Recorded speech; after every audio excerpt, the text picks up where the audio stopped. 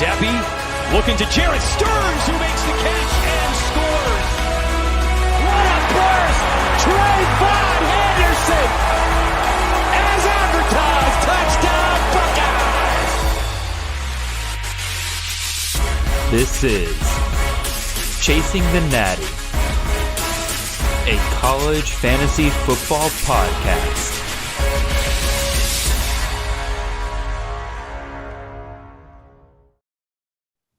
All right, welcome everybody to another CFF live draft. We are back after missing out on last week. Again, last week I was at the Fantasy Football Expo hanging out with the really cool guy there above me and so many of the other wonderful faces you guys have gotten to know here in the CFF space. It was absolutely awesome. But before I get too far into this, let me introduce the guy above me, and that is Mr. Eric Froton from NBC Sports Edge. Eric, how are you doing tonight, sir? Doing great, Jared. Excited to do this will be one of the last drafts I do besides my home league here as we approach week 0 rapidly. And I'm excited for football. I don't know about you. I just can't wait. You know, all the analysis, all the charts, all the stats. It's time to see the product in the field. I would say it's time to just see some football being played. I just did my home league about 2 hours ago. So this is my third draft that I'm doing today. I'm actually doing another draft simultaneously with this one because I'm a psycho like that. And yeah, we'll see what happens here. So that draft's already kicked off. This one's going to kick off here in about 7 minutes and everything. Everybody who is in the chat, really appreciate you guys tuning in and everything. Again, do not be afraid to drop some questions throughout the whole night. That is what we are here for. We're here to talk about the draft that's in front of us, but also we're just hanging out with you guys. And if you guys have some questions and everything that you want us to talk about, just, again, let us know down there below. I know that Ryan, earlier before the show got started and everything, said that he's been sick all week. And has there been any big news this past week? Eric, has there been any big news this past week? It might have been something. Might have been a job or two settled that might have some slight CFF implications. Yeah, just a few. Just a few, I would say. So, again, in all seriousness, a couple of the bigger stories, I would say, Isaiah Neyor, Trayvon Rudolph, and British Brooks all out for the season. So that pretty much means that Cole Tucker gained some value there. Amarian Hampton and George Pettaway at UNC. That should be a pretty fun duo this year. At true freshman duo running back at UNC. So I'm excited to see them play in week 0. Eric, what's a big story you would say? Well, you know, it's funny you should mention the UNC running backs because that was a topic in the Canton House. You know, one of those mornings we were all stirring during the Fantasy Football Expo where it was, is it Pettaway? You know, who should draft first? Should you draft Hampton, Pettaway? And, you know, we kind of settled on this has all the makings of the Javonte Williams, Michael Carter dynamic that we had, 2 years ago. And, Pettaway, as you astutely stated, is going to have that defined role. He's going to be catching passes in the PPR formats. He's going to have that sort of value. And that, if you just look at pretty simply the practice cuts we've seen of the way Hampton's running, he certainly runs with authority. Exactly. And it appears built for that between the tackles role. So that's a pretty appealing situation. We've seen UNC recruit extremely well. My gosh, their play didn't exactly, we were hoping it would be last year. And then Virginia Tech came out and just absolutely destroyed their offensive line in that first game. And they never really got it back together. It would be interesting to see if they can go back to that run game. I hope so, man. Again, and really you control the line of scrimmage, which would open things up for Chris Well or May to be able to hit Andre Green, sensational freshman, or Josh Downs. So a lot of possibilities. Dude, that entire offensive class they brought in with their freshmen is just hitting on all cylinders, it sounds like. Because, again, Hampton and Pettaway sound like hits. Andre Green Jr. is set to be a starter for them pretty soon here, I would say. Because, again, Antoine Green's out for, it looks like, about half the season. Maybe a little shorter than that, but even still, that opens the door for him. And then we talk about Criswell and May all the time, but Connor Harrell, if there wasn't two studs ahead of him in terms of if there wasn't two studs ahead of him at quarterback, he might be somebody else that we were talking about possibly starting as a true freshman. Because again, all available reports say that he is very impressive in camp, and I fully expect him, if May or Criswell, one of those guys transfers out, he's probably the next guy up after those guys. Yeah, certainly. I would say so. And it goes on to illustrate too how important it is to stay on top of these camp reports. And if you do, you can find value in your leagues. And you're already seeing guys move up and down, like Bolt for Austin Bolt for Boise. And, if you study, you get good grades in the college fantasy football world, especially the later we draft and the more information that's out there. Indeed. You can really benefit from it. I love that. The more you study in CFF, the better grades you get, and it's true. It sounds like Lob would say something like that as a teacher, but it was, maybe he's rubbing off on 100%. You've been hanging around John too much. Normally, this would be the point where I would remind everybody in the chat to hit the like button and everything, but based on the numbers I'm looking at and everything, y'all have done a pretty good job at that already. So it looks like there's a couple of you that haven't hit the like button already. Go ahead and do that. It's free. It's not hard. And then even better, more than anything else, y'all, just go ahead and share this with your college football buddies. Maybe some people who haven't really gotten to college fantasy yet. Maybe they're a little curious. Come in for just a good time hanging out with us and just kind of seeing what it's all about. This is the perfect format for somebody to just kind of come in, put some headphones on, listen in, and listen to two goobers talk about college football. So... all right, I'm trying to see any questions in the chat really right now. Okay, Ben, a.k.a. Baylor Bear in the chat says, I've heard that Ricky Pearsall could be back this week for Florida. Do you guys think he will take back over the wide receiver 1 at Florida? My position is yes, although I'm not entirely sure how productive the wide receiver 1 at Florida under Napier's system will be. But Eric, what are your thoughts on that? Well, yeah, the Peter LeBlanc role in Billy Napier's offense there in Louisiana the past couple of years hasn't been exactly a fantasy windfall. Mm-hmm. And we know that Napier prefers to rotate those, in previously those three backs rotating through and spreading the ball around, at least when it comes to the scheme passing wise. And, they're probably only going to be putting it in the air 30 times a game or so. So, yeah. I would say his value is going to be limited to PPR formats, even half PPR. I would think that, it's going to be volume that's going to be what's going to make him the most valuable, since, again, I don't see double-digit touchdowns in his future. Unless Anthony Richardson just really, that tantalizing physical package all comes together. And it's just, the moon and the sun, and he is the second coming of Cam Newton, pretty much is what, if that happens, okay, well, then you're in. But I will say in the leagues that I've been in, and I'm pretty sure it mirrors what you've seen, Jared, is that I haven't seen Pearsall going in, and we have a 25 round draft coming here. I'll be interested to see if he goes and where it would be, but it's he hasn't been going in very many of my 28 rounders that I've been doing best ball wise. Yes. And I would assume that if he is going, it's going to be in the 23rd, 24th, 25th round tonight.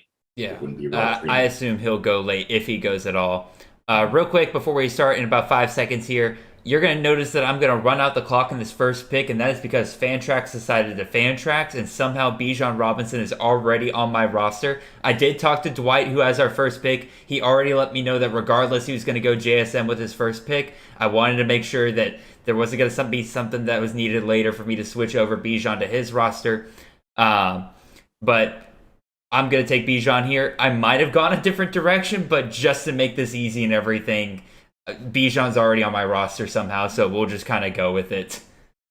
Draft started here. Eric, you are there at the turn, if I remember correctly. You got the 12 spot. So I've got some time to wait. Yeah, I'll just sit tight and see what kind of comes to me. And I've been in most of these drafts I've been doing, at least in the best ball formats, I've been laying off on QBs because I just feel like there are so many of them.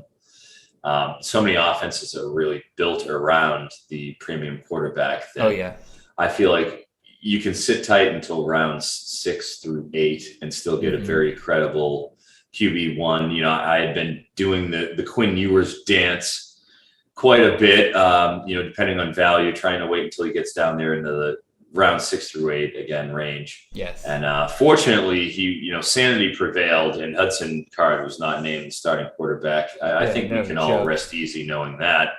And now I feel pretty good about those Ewers shares, of course. Got to say here, Braylon Allen 1-3 here. Right after you selected, not by choice, but Bijan Robinson. Hey, I love Braylon Allen. Yeah. And this is a half PPR format. Make sure to always, that's one of the first rules, always check your format and know what the scoring system is. In a half PPR format, he has more value, because a guy like Rasheen Ali is still on the board, who's going to catch 45 passes. Yep. It doesn't have the same kind of weight. It's just overall production. And with Braylon Allen going to be getting fed, I mean, my gosh, I love him this year. I'm sure you do too. How do you feel about Allen at that spot? I've said it once. I've said it 1,000 times. With the top 7 running backs, in my opinion, you can put those guys in pretty much any order, and I'm not going to argue against them. Because, again, to me, it's Bijan, Travion, Rasheen, Jameer, Deuce, Braylon, and Charbonnet. Not Charbonnet. Charbonnet's close. Oh, Lou Nichols. Lou Nichols. Those 7 right there, to me, pretty much, they're like, you can put those guys in pretty much any order, and I'm totally fine with it. If somebody wants Braylon Allen, their number 2 overall running back, I'm not going to argue against it. The reason why I don't put Charbonnet up there is because I don't feel comfortable if somebody came up to me and said, "Oh yeah, Charbonnet's my first overall running back." I feel like he's definitely closer to the back end of the top tier of running backs versus some of these other guys where it's like I could see somebody taking Rasheen Ali ahead of all the other running backs. I could see somebody taking Lou Nichols ahead of all the other running backs. Yeah, fair enough. I got no problem with that. Speaking of the top 7 running backs, there they all go. They're all gone. Dominoes. So, all right, here's the pivot point here for the Pumas at 1-9. They're all gone. Not a single quarterback's been taken. I guess that everyone else is waiting too. Well, I know I'm not gonna say it because I don't want somebody to take your guy, but I have a feeling I know who you're gonna go with one of your 2 picks if he makes it down to you. Okay. We'll see. Austin Smith in the chat said real quick, he wants to hear our thoughts on Brad Roberts and Air Force and the big mystery behind what is going on with his injury and his quote-unquote injury that was briefly mentioned in an article like several weeks ago, and then nobody ever mentioned it again. We have no idea what to expect from that coach and everything. I'm kind of at a loss. I don't know what to do with Brad Roberts right now. I'll be real. I used to love him because he was one of my favorite, I called him one of my break glass in case of emergency running backs, where it's like if I felt bad about my running back room, he was a guy I could grab in the 10th, 11th round and feel pretty good about. So, but now I don't feel good about him right now at all because I don't know what's going on with him. All right, well, I am on the clock now. And after the great running back run of 2022, it went Tillman, Tucker, Sean Tucker, and Jordan Addison. So you're taking Charbonnet here. I'm going to take Charbonnet here. I knew exactly where you're going to go with it. I've been taking, and this is a guy I've been taking in terms of wide receiver. If he's been on the board, I've been giving him a premium. Xavier Worthy. I just think his talent is so outsized. And there's a great clip going around Twitter about a week or 2 ago where they're watching how many times Hudson Card and Casey Thompson. By the way, you have 10 seconds to make a pick, by the way. Zach Charbonnet has been selected. All right, there you go. And now Worthy will be next. Yep. And we will move on with our lives. But you see how many times he broke open, his speed and how dynamic and explosive he is. And then he was just missed by 5+ yards on several occasions. And it's there. Now, I mean, you have a better quarterback. The arm talent's there for Quinn Ewers. I believe it. I know Felix doesn't, my man. I know he needs to still see that one big time throw, but I believe, I think it can happen. And I'm a believer in Texas going and approaching the 40-point per game mark, which, look, if you're going to be shopping and when I'm looking for wide receivers, I want the biggest piece of the pie. And I talked about this at the Expo on the Debbie panel, where I want to be shopping in the biggest pieces of the pie. The biggest pies, I want the best offenses. I want to corner the market on a couple of those, the 2 and 3 wide receivers, because they're frequently the guys who end up as the top scoring wide receivers in those offenses. It's happened with Jackson Smith and Jigba. It happened with Devontae Smith when they had Jerry Jeudy and Henry Ruggs, he must not be named. There. And I think that it holds true. And it's something that over the 22 years I've been doing college fantasy, it's a strategy I've employed in my home league where we don't get any waiver wire. So you have to make sure that you cover your assets. You have to make sure that you back that stuff up. You have 45, in many of these larger formats, you have a lot of different spots with which to go and take shots. I'm really big on protecting assets. No, absolutely. And Nate and I, when we were discussing earlier on CTN about, we were discussing the Isaiah Nayor injury and everything, we were kind of talking about, like, is it more that Worthy just becomes the clear number one guy and it's just everything's going to get funneled to him? Or is it that somebody else steps up? And, like, we threw around some names and, like, we kind of settled on, like, maybe Jordan Whittington benefits from this. But, like, at the end of the day, we came back to it. It's like Xavier Worthy is a guy that is just dominant. He is going to be a guy that last year, like, defensive coordinators had their chance to try to game plan for him, and they didn't still. He was still dominant in many of his games. And so they're going to have the chance again this year, and I still think Xavier Worthy is going to do just fine. And again, Whittington, you can't trust him. Ajay Hall, you definitely can't trust. He's suspended right now. No. You can't trust Troy O'Mary because he's basically has his own zip code in a red jersey.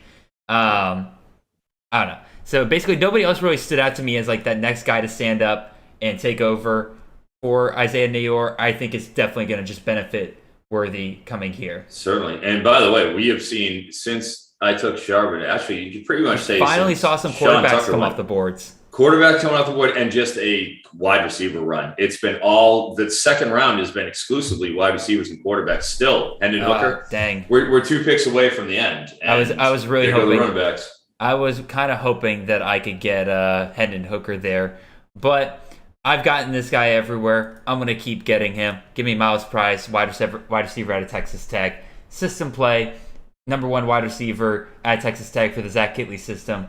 I'll take it here at the end of the second round all day, every day. Yep. Jarrett Stearns was a league winner last year. No doubt.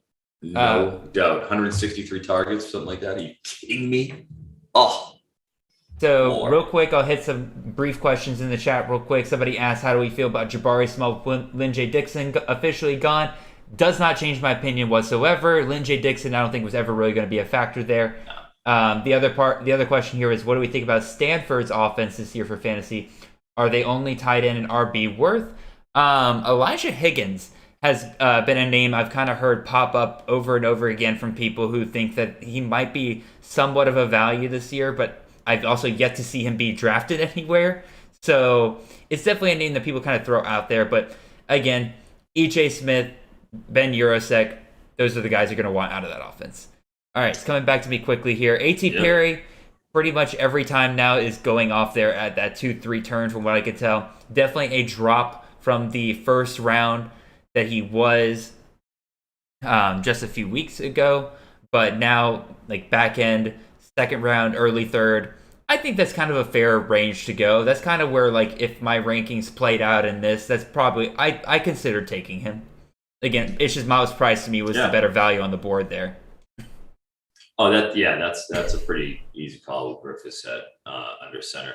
I still like Perry because, my gosh, so much of what he did was his target volume is going to be the same. I mean, they're not going to change their strategy. They're going to be throwing downfield, and my gosh, that's what he did. And the art of just, creating space, moving quickly, and just isolating on the outside.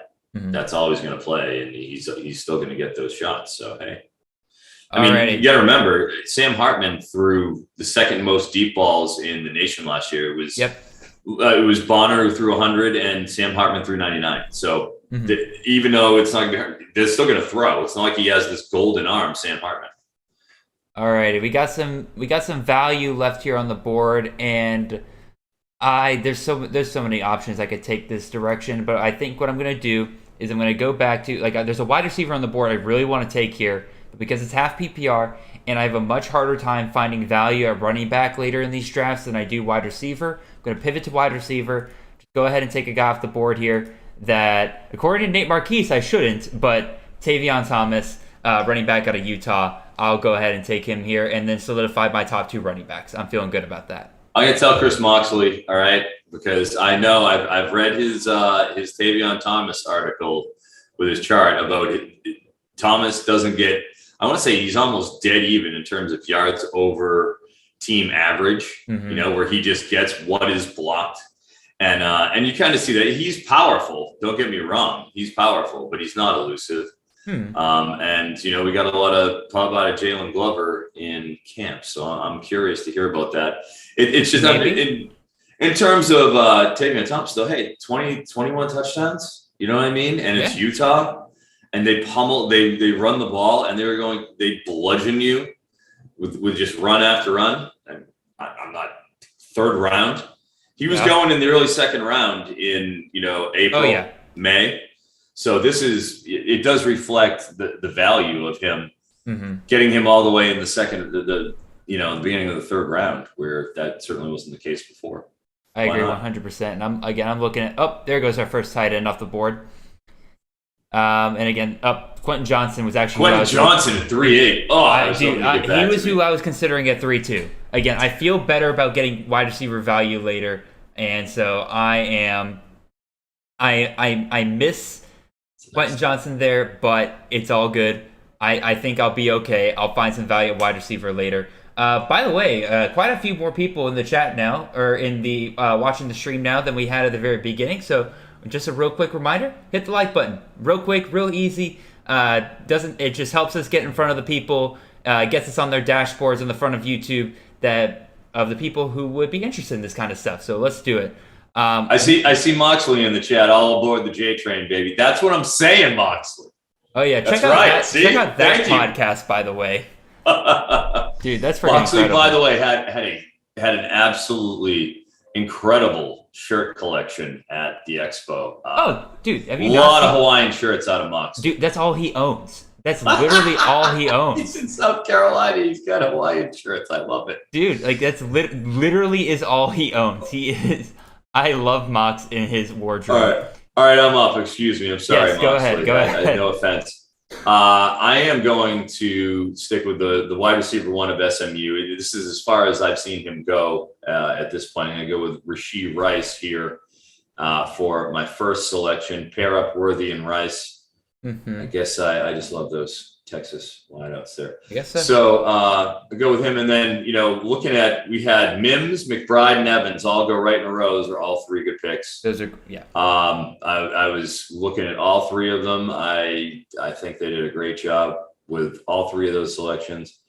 However, since I don't have the guys, I'm going to wait on wide receiver as you discussed. And since I can't find the running backs I want, I'm going to go with your boy. I'm going to pivot here to Brock Bowers. I would say, I'm like, which tight end you taking off the board here? And that's going to be Bowers. Right. We'll go with Bowers here. Oh, yeah. Mr. Touchdown Machine. Again, it doesn't have, it's only half point PPR. So I'm looking for production stats. I'm looking for touchdowns. And I feel confident about getting that with Bowers. So somebody asked me earlier today, and they asked me to rank the 3 Georgia tight ends in terms of fantasy this year. I'm still sticking with Bowers, Gilbert, and Washington. But again, the things I've heard out of this camp are Gilbert. All 3. All 3. It's just all 3, dude. They're all going to produce at some level this year. and which sucks because I think that means Bowers probably comes down a little bit. But also, like, it wouldn't surprise me if all three are top 30 CFF tight ends by the end of the year. That is going to be the bread and butter of Georgia's passing game this year, and it should be. All three of those dudes are monsters, and all three of them are basically uncoverable. And so I'm interested to see what happens there. Because it feels like every other practice I hear one of those names coming out and says, like, yeah, they were basically unstoppable today. All three of them. Wow. A lot of people have been saying that Darnell Washington has been regulated to just a blocking role. That's not what it sounds like at all right now in practice. Well, just because he's in line doesn't mean he has to be blocking. And, geez, when you got Gilbert out there, you want to get him, if he's got to play the big slot role a lot of times, play the big slot. Exactly. Get him on the field, right, any way you can. I actually just took Delp in the Winning Edge 20-team Dynasty League as well. So I'm hoping we see Gilbert have a big year. I just realized I still haven't been paying attention to my other league, and I just looked to see who I autoed. I got Dante Cephas and Dominic Richardson. Could have been worse. Okay. Could have been worse, but I'm a little miffed because I should have grabbed a quarterback because it's a 3-quarterback league, and I only have 2 quarterbacks on my roster. So I'm gonna have to pay attention to that other league a little bit more because I completely forgot. Dante Cephas just went the pick before. He did, and Derek literally just went in this particular draft. So right in the same page. Yeah, I got him at 312. It's the keeper league, this other draft I'm in, so it's a little bit higher than what you see here. But again, I'm kicking myself because again, Aiden O'Connell's still on the board. Jaron Hall, those have been 2 good picks. I don't know. I'm talking about different drafts. Let's get back to this one. Tom's on the board. What are we doing here? Also, Dynasty Pros Tom. Tom was on a panel with Tom. He was excellent. Dude, Tom's fantastic. He's a sweetheart, and I love him to death. Last great tight end comes off the board there. I guess I don't get to do my strategy of just taking the last guy available out of those top 4 because they're all gone. It happens when I'm on this 3-4 over here. So we'll see what I do. And Kuntz, congratulations on Zach Kuntz making an appearance on Bruce Feldman's freak list. That's what we like to see when we like to see our guys getting on the freak list, especially those in Old Dominion. Hell yeah, going up against USA Comp, some of those numbers, 4, 5, 7, 40. All right. I haven't grabbed a lot of this guy recently because it's been hard for me to gauge where he's going, but he's here. I like it. I thought about grabbing a wide receiver, but I got several good options, and I'll just grab whoever comes to me here in the 5th. Yep, at 47 overall for Dylan Gabriel. Sure, why not? Yeah. The Archangel himself, Gabriel. So, all right, hold on. Let me look at this. Okay, so there's still some value in this other league about some wide receivers. We'll see. Definitely need to grab a quarterback. All right, I'm back on the clock. You know what? It's one of my favorite guys to grab in the 5th round. There's some value at wide receiver here at Stephen Collins, 5th round. Why not? Yeah, dude. And again, I'll throw. I want to throw some other. Okay, Jaden Reed was one of them. I'll call them out as they come up because there's some pretty good value at wide receiver here. And I'm looking at it. There's a good running back I almost took here, but I think he might slip to me in the 6th round. We'll definitely see. A good wide receiver there. I like him. So he'll be somebody I'll be pretty happy if he. Jalen Cropper. That's another good one. And let's see if the final one comes off the board. Oh, there goes Cam Ward. There's Cam Ward. There's Cam Ward. That's good. All right. Good. And then. No, I'm looking at here. Oh, my guy's good. So. Got 2 guys I'm looking at here, Jared. Oh, yeah. Hopefully you get both of them. We'll see. I'm nervous. I guess this has been a nice sweet spot for running backs this 5th, 6th round. Really? Again, this is where I kind of see the teardrop a little bit. I start getting a little bit queasy in terms of do I draft this guy this high? Because to me, there's some bad values of running back around this range as well. Because Corey Kiner in the 4th round, again, not to pick on Ryan here, but Miles Montgomery, it sounds like is ahead of him. Do we know what's going on? It sounds like Miles Montgomery's ahead of him, and so I think that Miles Montgomery is going to be a value later in this draft. We will definitely see. There goes Sam the Hitman Hartman. Yep. Hopefully, it's all conjecture. Does Derek know that he is pure injured? Speculation.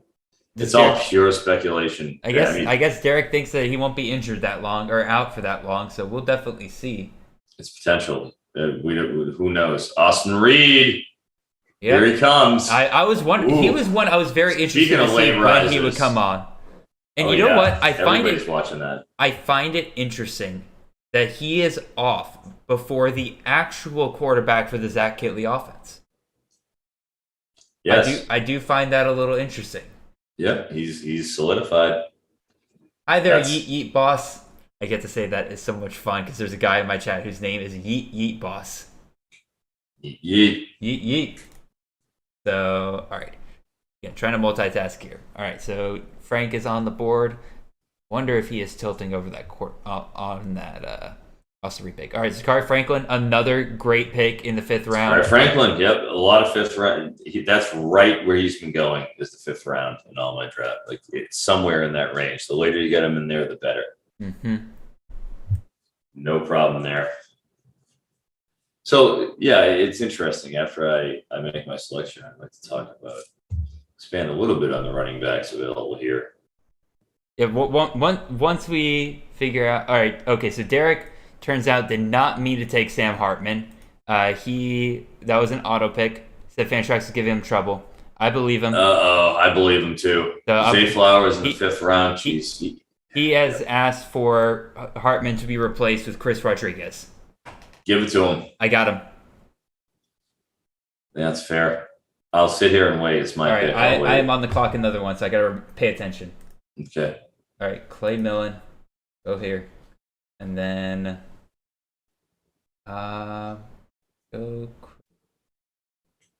I am going. I as discussed, I wanted 2 players. Quinn Ewers went right before me, as did Mordecai. Those are 2 of the quarterbacks I was looking at, and I'm going to wait on wide receiver. I already got my 2. I do want a running back with one of these picks, so I'm going to take one here.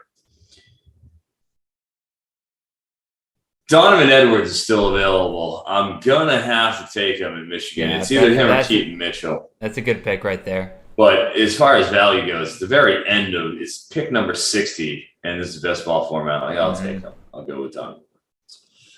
Now pivoting, like I said, I was going to go quarterback.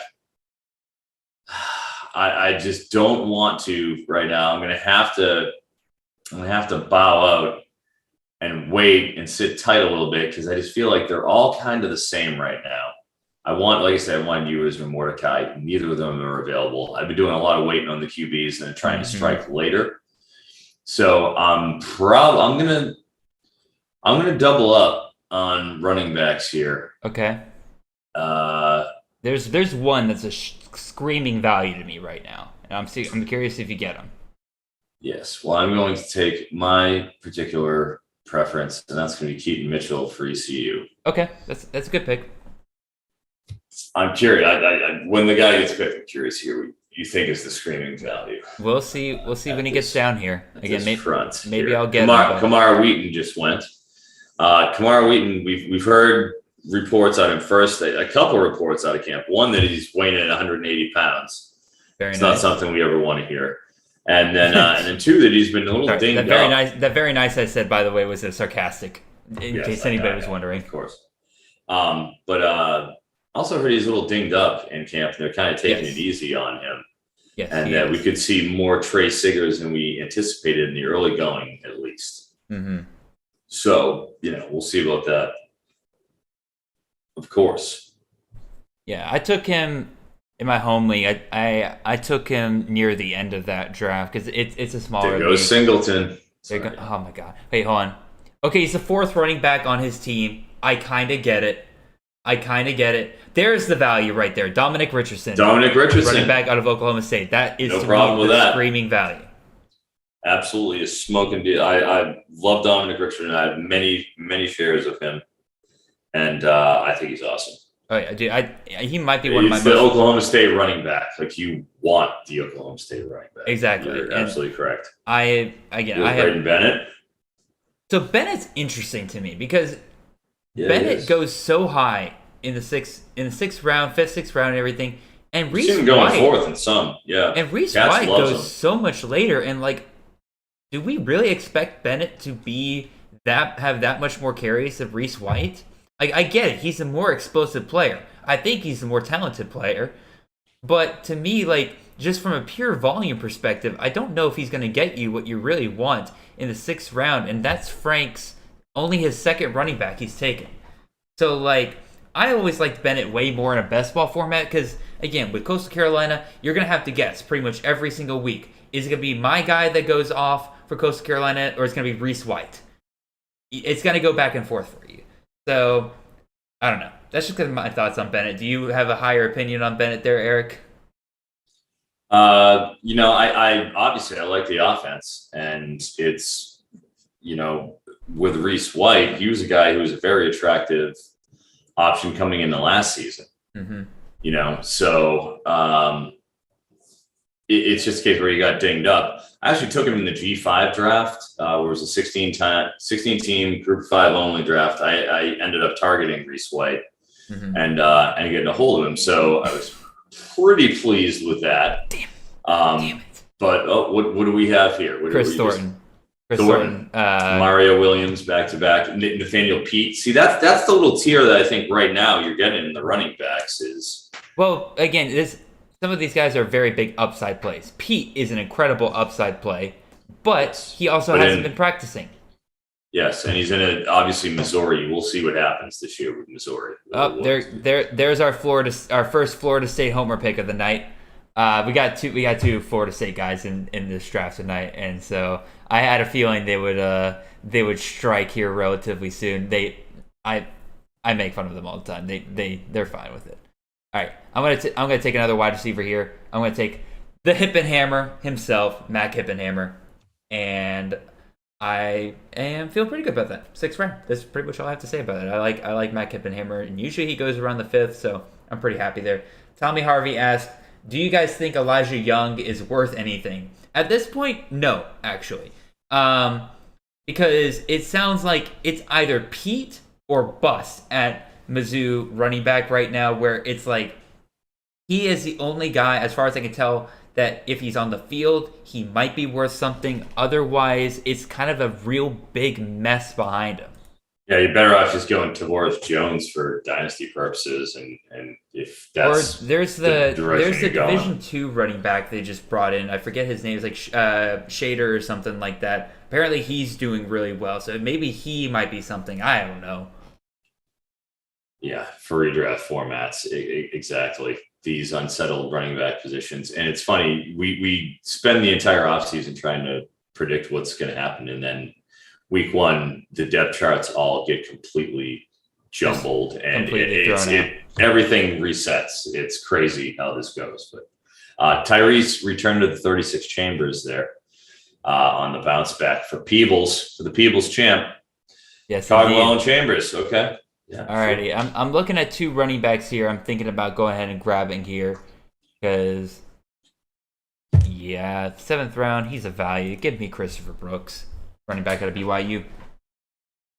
Again, it was either him or Gyro Brock. I imagine Brock does not make it back to me in the 8th round.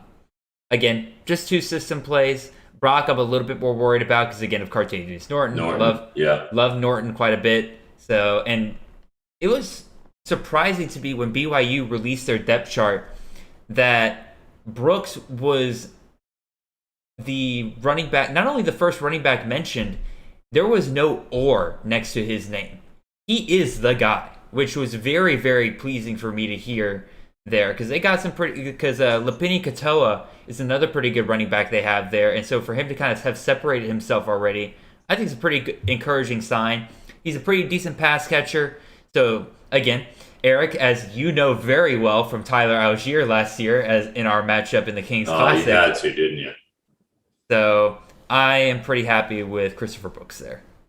It's Brooks is a guy who is going in right around the 9th to 11th round in the early part of the offseason, right around that April-May timeframe. And as the summer has gone on, he has gained more and more steam. And now, as you see here, he's going in the 6th round. Well, again, like 6th, 7th turn, which probably like a three round upgrade from where he's been selected. Well, I mean, it's one of those things where we weren't quite sold on the idea that he would be the guy at BYU. Again, I think some of us were afraid that he wasn't somebody that stood out enough from the rest of them, that it would just be kind of a committee approach there. And then all of a sudden, like I said, the depth chart came out. He was the guy. And I'm like, alrighty, if he's going to be the guy, I'm going to start drafting him like the guy. And nobody else was. Again, I think I went higher with him earlier in the offseason, where like I started drafting him around the 5th and everything like that. And I realized I could wait just a little bit. And so he kind of settled in around here around the 7th, 8th round. So let's see what else we got going on here. There's Jordan Travis. Oh, whoops! I had it on mute. Did you? Well, now. Sorry. Yes, Jordan Travis. This is the second Florida State homer pick, and that's not too far out of. No. I joke around with him because they say it's a race to draft Jordan Travis first, and I'm like, you know what? Fair enough. Like, Travis is the most likely CFF relevant player on Florida State. And to be fair, Trey Benson, to me, is an interesting pick this year. I've heard a lot of good things out of Florida State this year with him. We've seen Mike Norvell, obviously, from his history back at Memphis, that he is producing CFF running backs all the time. He hasn't really found his guy at Florida State. So for him to bring in Trey Benson from Oregon this year, I think is interesting enough to where I'm willing to take him later in drafts, but obviously when you're drafting against two Seminoles here in the draft, if you want him, you're going to have to pay up for him. Yes, you are. And I am on the clock here. Yes, sir, you are. And going with my corner of the market on the wide receivers in big spots. This is something I've been doing all offseason, and now with JoJo Earl out, and I feel like these guys are in for big seasons. I want as much Alabama as I can. I want to get the big boys that I like. Ja'Cory Brooks, again, I think he's the guy. I think he's going to be the one that puts up the biggest number. You got 6 seconds. And I am on Ja'Cory Brooks for one of those picks. And next, it's time to take a quarterback here. I've let it go until round 8. So I'm curious to see who you grab. There's some good picks on the board. But it's a case where he was named the starter. Sure, guys will play, but no, I can't. I can't take him. I'm not going to do it. I'm not going to do it. It's a good value. I know who you're considering, and I don't want to. I don't want to take him. What do you don't I hate want him. Okay, fine. I can't. He tried to steal $60 from me. Wait, hold on. I can't take him. Hold on. Is there a story here at this? Yeah, you didn't know about that? I didn't know about that. Oh, yeah. Here, I'll take Isaiah Bowser. I'll take the dude. If Isaiah Bowser is healthy the entire year, that is. It's all about. Yeah, that's a potential 30 carries any given week for him. I love that pick in the 8th round, especially. Exactly. He's been going in the 8th, 9th round. He was going in the 5th, 6th, and it seems like he's been dropping because of the injury risk, which is completely reasonable. But he is the Gus Malzahn type. If Gus Malzahn has a type, he wants that back who can give the carries to. Anyways, yeah, fine, 8th round. But yeah, Tyler Shuck. I tried to get Tyler. Oh, sorry. Yeah, I gave his name away. I tried to get him to do the 50 teamer last year. I contacted him about drawing a draft order, just 10 teams. Look, just throw it in a helmet, pick it. Here's 60. It was $30 on his cameo. I offered to give him. He said he wanted $1,500 to do it. Oh my God! I said that's a bit steep, Tyler Shuck, for a guy who hasn't hardly started the game in the last 2 years. Yes. Well, I mean, this was last year. So he was still riding high coming in to Texas Tech off of Oregon. So Yeah. I was like, Tyler Shuck, respectfully, I don't have $1,500 to give you to pull a draft order. However, I will double your fee to $60. And he said, deal. And I Venmoed Tyler Shuck. It's like, that was an easy negotiation. So any of you guys out there, you're trying to get worked by these guys on Cameo, negotiate. You can negotiate. So $60, sent it to him in Venmo. I gave him like 3 weeks of lead time, and he just never did it. He just never did the video. He had like 2.5, 3 weeks. So I'm like, and I kept giving him like, hey, Mr. Shy. I was very nice to him. Oh yeah. I'm just a little room, just warning you, we're almost getting time to draft time. And he just never got back to me. And then I had to shame him, and he gave me my $60 back through Venmo. So we're even. We're even, myself and Tyler Shuck. I have my own Cameo story, and I'm from the opposite side of it. I actually had somebody earlier this week reach out to me and ask me to announce their 101 pick in the CFF draft this year.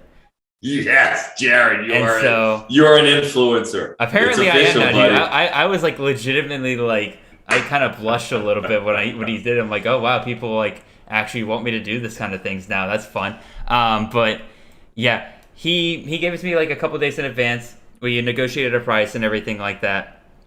And all right. And it was yesterday morning. It was his draft and everything. And I have been like just going back and forth pretty much all week with different stuff and everything going on. And he sends me a text his draft was at 9 a.m. I wake up at like 6, and he has. Also, let me do my quarter. I'm going to take a quarterback here. I'm going to go a safe pick, guaranteed 25 points a week with Aiden O'Connell. But again, he sends me a text. He's like, hey, are you still good to do this? And at 6 a.m., I said, yes, I am. And I got up at 6 a.m. on a Saturday morning, and I sat in front of my computer and recorded that video over and over again until it was right. So that's what I like to hear. These people, you're a man of the people, Jared. Just giving them what they want. Now, who's going to be your second pick on this wrap? Well, it depends on after Peeves goes. I would say I think Dwight is on auto here. Technically, I might have to throw him on auto because if this pick if he times out on this pick, I think he meant to put himself on auto the whole time. Yeah. I think I'll put him on auto for the rest of the draft. Yeah, no problem. That's interesting. Well, you just got O'Connell, so that you've got your. I'm gonna go quarterback again, unless for some reason the guy I want gets sniped by me by an auto here, which I really hope doesn't happen because that's worse than. Okay, it's Sam Hartman. I guess his queue ran out. I guess so. But actually, no. Actually, no. Dwight in the Kings Classic did draft Sam Hartman, like on purpose. True. And so even after the injury, or even after the news came out and everything, so I think Dwight does actually still have Hartman pretty high. And also, yeah, I'm going to go ahead and throw Dwight onto auto draft here because I think he meant to put himself on it for the whole night. Okay, Malcolm Epps is interesting. I think his queue has run out. I will add him on Twitter. I will say 110% he's queued. So I will see what we got there. Anyway, I'm going to take another quarterback here. One of my favorite things to do is right around this range, kind of hit quarterback really hard. It's kind of the delayed version of the Nick Allen strategy where he hits quarterback really early on. Yep. But I really like the quarterbacks that get in this range. And this dude just got named the starter. He is one of the few quarterbacks who I think has almost a guaranteed chance of hitting 1,000 yards this year on the ground. Give me John Rice Plumlee. It's my first share of him I have gotten this offseason. Wow. Because I have one. Yeah. Well, again, usually people take him a little bit earlier than I'm comfortable with, but Correct. Here, 9th round, he's an insane value now because the only thing that was holding me back on him was the fact that he wasn't the named starter. Now that he is, give me him all day long in the 9th round. 4-point passing touchdown league as well in this format, which makes him, special. Exactly. Definitely does. In 6-point passing touchdown leagues, I don't want any part of John Rice Plumlee. I don't mobile cornerbacks who can't throw.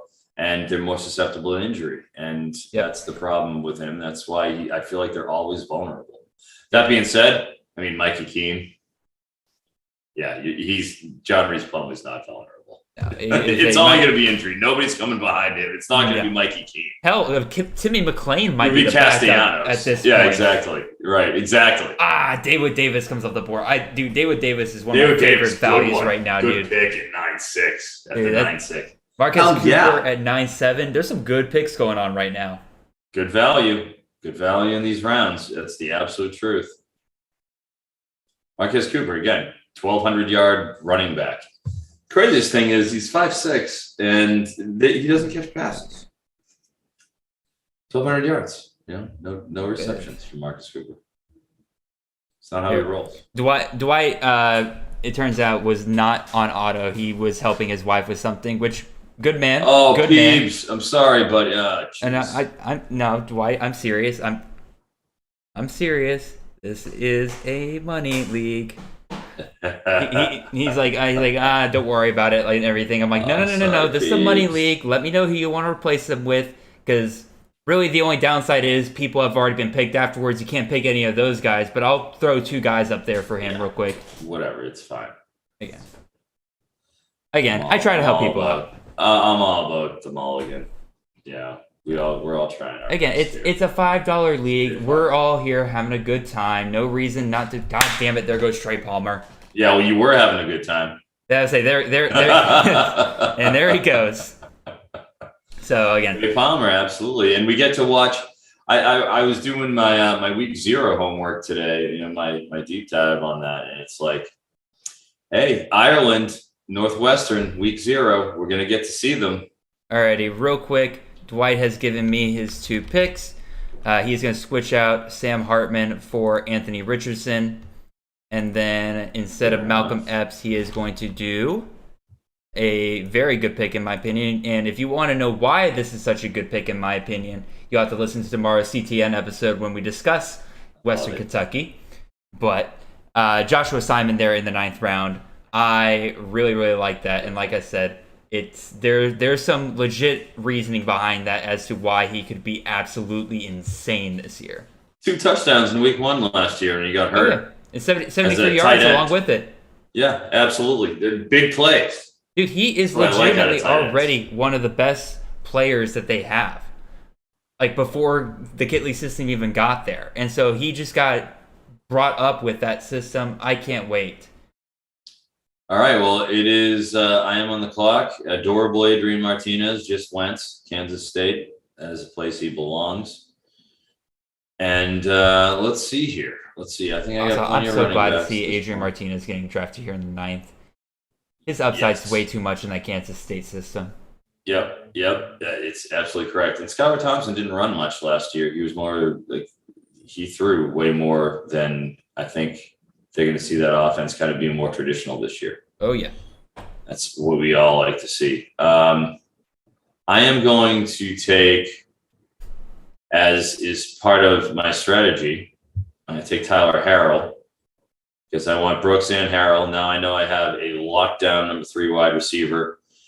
I'm going to have one of Alabama's top wideouts, and they're going to be, I know that it's going to be Xavier Worthy. I'm going to have a stud at Alabama who's going to be an every week play, and I'm going to have Rashee Rice at SMU, who's the clear number 1.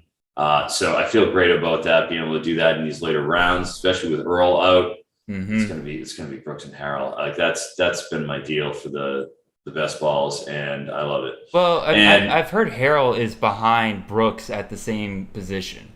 I've heard that that's because Brooks is the guy. I'm saying all offseason. Like, Harrell's getting drafted in front of Brooks. He shouldn't. I've come around on it.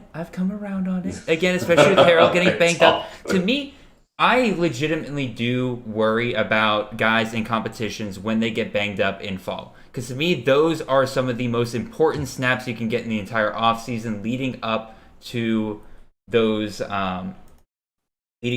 games. And so I think, damn it, Schrader, I was hoping would kind of fall back to me. Schrader. Oh, you wanted to do the Plumlee-Schrader dance, huh? You want to do the running QB combo? Running QB combo. But the thing with Schrader, Robert and I is in town, and he is accuracy challenged. But the good thing is there's nobody else who's challenging for the job. Dude, I saw somebody try to convince me the other day that Carlos Del Rio Wilson was gonna fight was going to get him. Damn it. Colin Schlee coming off the board too. Oh my God. Colin Schlee, that's a pretty nice deal in the 10th round. All my running backs, all my quarterbacks that I kind of wanted coming back to me here, coming off the board. I see the dual threat theme coming with you on those too, huh? Oh, Chase Brown's a great deal in the 10th. It's a best ball league. It is something where you are looking for guys that can shoot the moon, and who better to do that than rushing quarterbacks? Those are the guys that have the highest upside given week to week, especially if they go off. Now, again, who did I grab as my first quarterback? I got Dylan Gabriel. He's going to be, and Aiden O'Connell. Those guys are going to mostly be passing guys. Again, Gabriel can run, but O'Connell, I don't think anybody's expecting him to run. So, we'll see. No, I don't think anybody's expecting him to run. So, yeah, it never hurts to have one of those. You want to have a couple of the run guys at least to sprinkle in to give yourself a little upside on a week-to-week basis where they break a couple and it's on. It's showtime. There's still one value at quarterback that I am looking at here that I am not going to do because that would. Well, you're on deck. I'm on deck. Again, I'm looking at my bye weeks. I'm trying to make sure that I'm not drafting guys who are all on the same bye week. So I guess I could just make sure I don't grab another guy with a week 8 bye later because he's a value to me here in the 10th round. And I'll go ahead and grab him. Still early enough. You still don't really know who I'm going for? For a quarterback? Yeah. I think I have an idea. Let me see. All right, here he is. And there goes your boy.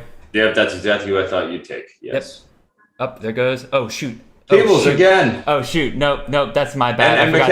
I forgot to take him off auto. Good. I forgot to take him off auto. I'm gonna back him up. We're just gonna undo last pick. That's my bad. I forgot that I still hadn't I took him off auto. So hopefully Dwight is here with us now. There he goes. That's what I figured you'd go with is McCall. Yeah, McCall. Why not? He's sticking out right here. 10th round, end of the 10th.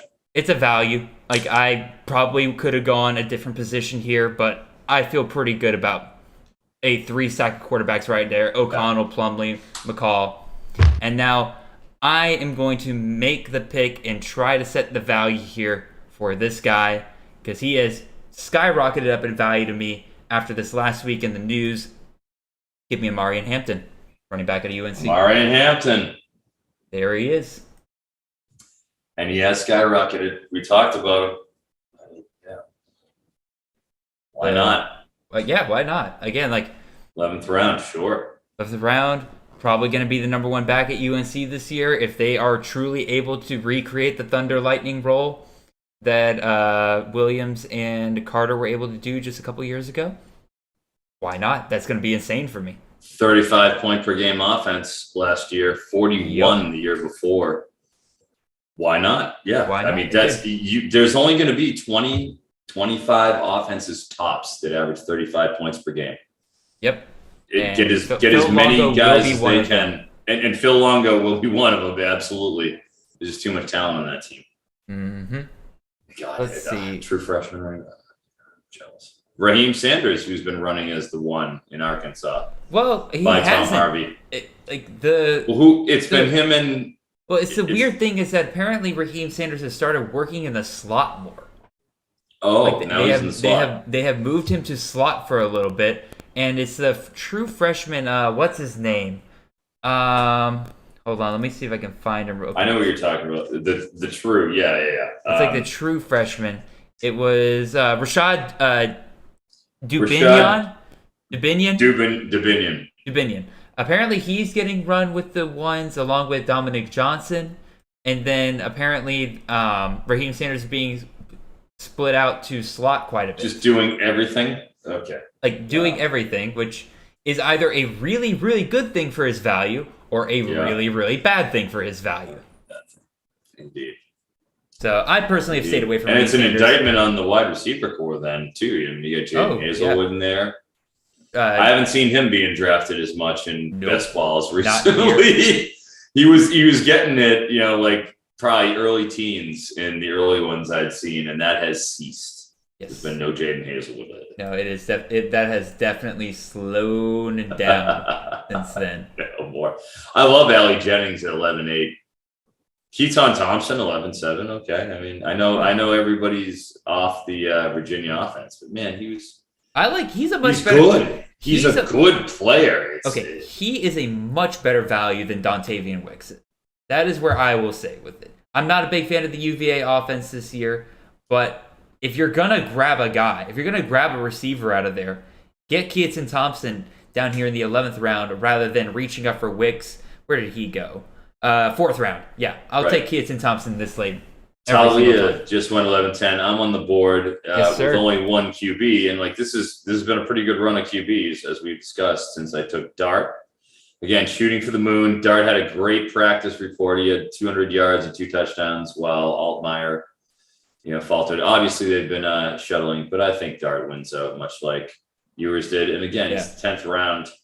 So I'm going to go with somebody a little more sure that I love, and I'm thrilled to get this late, at the 11-12 turn. Another offense, we're talking about the 35-point club, Houston. Yeah. Clayton Tune, battle-tested, senior quarterback, had a hamstring injury he got in the second game against Texas Tech last season that hampered him all season long. It said, he basically was finally himself in the second to last game, and then he ran for over 50 yards in each of the last 2 games. Mm-hmm. I think he runs more. He was clocked at a 4.5 in high school. He's already shown he's got weapons. Matthew Golden's in town now. Keshawn Carter will be healthy, and obviously Tank Dell. Give him to me. Give me Clayton Tune. Love the pick. So a lot of love for Clayton Tune. Obviously, I'm on him. And for my next selection here, guy that I don't know, people haven't been talking about as much. I feel like he's underrated. TCU running back Kendre Miller led all of college football in yards after contact. Last season, in terms of his average, he averaged over 4 yards per after contact per carry, and he was just what a. Watching his tape after I went and was doing my running back research and watched him run, I wish I had more shares of him. Mm-hmm. And I'm glad at least I get a chance to get him here in the 12th. All about Kendre Miller, all about that the TCU Sonny Dykes offense. I think. So you're not worried at all about Amani Bailey and how explosive he has sounded in recent scrimmages? I just feel like I watched the tape. You look at the numbers and what Kendre Miller did last year in terms of, obviously it's a new regime, but in terms of the talent level, you don't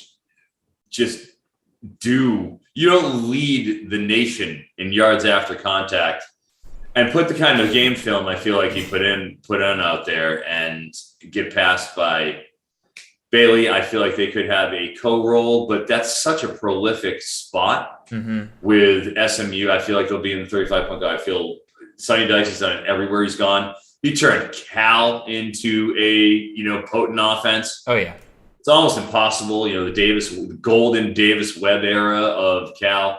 Yep. Obviously with SMU. So given the fact that I think the piece of the pie is going to be so large, I think it's going to be so productive. And I feel like we're starting to get low on running backs of the guys that I am confident in. Yes. Look, it's never a bad idea when you have a 1A, 1B scenario. I think we'll shake out there to get that second guy, not probably in this format, but in the larger formats. But that's a place where I want to shop. I want to swim in SMU's waters. The bigger the offense, the better the individual talent that I see. That's what I try to target. No, I agree 100%. A couple guys coming off the board here. Got Chris Smith out of UL Lafayette. I was real down on him to start the offseason and everything because people were taking him, again, in that 6th, 7th round range. Thought it was way too high. I feel much better about him in the 12th. I've actually picked him up a couple of times this late, so I'm feeling pretty good about that. Xavier Hutchinson, to me, is one of the most underrated wide receivers this year. Who is Iowa State going to throw it to? Jalen Knoll. Okay, fair enough. but it'll be the two of them. That's the list. That's the list. They don't have Charlie And Hutchinson's Kohler anymore. been there for 3 years, and he's been an all-conference performer for 3 years. He has been, and he is a right as volume rain. guy. No problem. Again, 12th round, I think he's great. Devin Leary, man, big jump up in value at one point in the offseason, now back down here around the 12th round. Considering where people were once taking him and everything, I think people feel pretty good about getting him near the 12th round. Absolutely thrilled with a Devin Leary 12th round selection. Like I said, the guys like Toon, Leary, Tagovailoa is definitely in there. Those guys are all going to have – there's going to be passing volume in all of them. I mean, we saw Leary, he's going to be in the mid-30s for touchdown passes, where it has the premium to 6-point passing touchdown leagues, because then he's pretty much equal with everybody. And then the certainty in what you're going to get from a really good NC State team, I feel like that gives him that 8th, 9th round bump. I feel like that's justified in 6-point passing touchdown leagues. But in 4-point passing touchdown leagues and a guy who doesn't run, limits his upside. Jared, you're on the clock. I am indeed, and I got 3 people I was looking at. All 3 of them have made it here. And so what I think I'm going to... Oh, I'm not on the clock. I'm on deck. Oh, you're on deck, but you're ready. I'm like, it will not let me pick a person at the moment. Sorry, I was on the clock in the other league. So the thought process here, okay, now you are on the clock. You went Jones Brooks, 3 quarterbacks, and Hampton. Are you looking tight end, wide receiver? I'm going tight end here because I just realized, because I'm so used to getting one of the top 4 guys, that I don't have a tight end here still. So I'm just going to grab a guy who I think is a pretty good value here in the 12th round. Again, he's my tight end. I think he's my tight end 6, because Yurosek's my 5. I believe Marshawn Ford is my 6. He's going past other tight ends in this range. He's kind of fallen a little bit further than I would really expect him to, because I thought he was pretty consensus top 6 tight end for most people. Who is Louisville going to throw it to? They lost Tyler Harrell, Amari Huggins, Bruce, and maybe, but why not the tight end who's been producing there for multiple years? I'll go ahead and pick him up, and I'm considering. Okay, that's another 35-point offense. I'm thinking here. I'm thinking out loud. I could double up at tight end here. That could be a strategy here. Get 2 solid tight ends. There's some good ones out there. Yeah. There's a couple that. I also realized I've not taken another wide receiver in a really, really long time. So I should probably do that here relatively soon. But again, the value's still on the board. I like the wide receivers I can get this late. And I do like this running back quite a bit. And I got 20 seconds to make a decision. Do I do what's good for my team? Actually, you know what? There's a fun stack here. Let's go Sam Pinckney, wide receiver out of Colorado State or Coastal Carolina. Sam Pinckney, why not? Well, yeah, exactly. You've already got McCall at a pretty good value. Pinckney is a guy who I've seen certainly go before the 13th round, a lot of times the 9th, 10th. Because just the dependability and the efficiency of that offense. If you look at all the efficiency metrics, yards per pass, yards per play, points per drive, that Coastal Carolina team that Jamie Chadwell has running like a well-oiled machine is in the top 5 of all of those performance-related metrics. They're rebuilding the offensive line. They got 1 starter back, of course, and Javon Halai. He's gone. Isaiah Likely's gone. All those guys are gone. And Pinckney has an 800-yard season under his belt, I believe. So he's the one proven guy in that passing game. And, with McCall orchestrating that heavy motion offense, whoa, Julian Fleming. Whoa, Tom Harvey, boom, coming after Julian Fleming. I did not expect to see Fleming come off the board this early. Granted, Emeka Ibuka came off in the 10th, so I still consider that a worse value. But Julian Fleming here in the 13th, I have been very big on Julian Fleming. As far as I'm concerned, he is still going to be a starter for Ohio State this year, and just him being in that starting role will make him a value. Yeah. And 13th round, it's get your guys stage. It is get your guys stage. I'm still team Ibuka. I know you are. I think he's the best guy. Just watching the 2 of them, the eyeball test, Ibuka is awesome. Oh, Egbuka's He's gonna be great. awesome. He's gonna be great when they go four wide. I have no doubt about that. I wonder if Julian Fleming can separate. He's big, you know. Like he doesn't have the turn radius. Like I don't see the smooth, the explosiveness that I see out of Egbuka. I think I think if you want to put it down, I will take Egbuka over Fleming in terms of total yards at the end of the season. Not all purpose, because that's unfair. Fair enough. And those don't count in fantasy in most leagues anyway. I'm not trying to game it. Yeah. No, I got you. But I would do a little friendly. Again, my big thing is I still think that Fleming will be on the field no matter if they're 3 wide, 4 wide, or 5 wide. And Mecca, to me, only really comes out there when they go 4 wide. Now, granted, it's Ohio State. They're probably going to go 4 or 5 wide. I think they split that spot. I think they literally alternate, and Egbuka is just so good.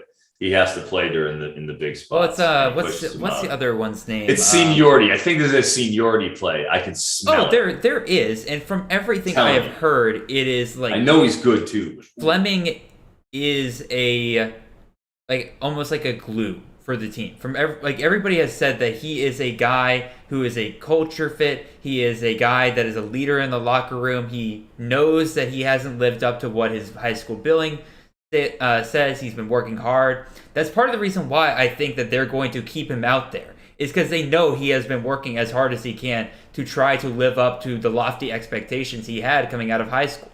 So I get the hype around Emeka Egbuka. Makes sense. If you have Emeka Egbuka, if Emeka Egbuka is on your dynasty team, you're gonna love him. You're gonna absolutely love him. I still think Fleming is the guy I would rather have this year. Tommy Harvey asked, any word on G. Scott? I've avoided that tight end room right now. I ain't worried about it.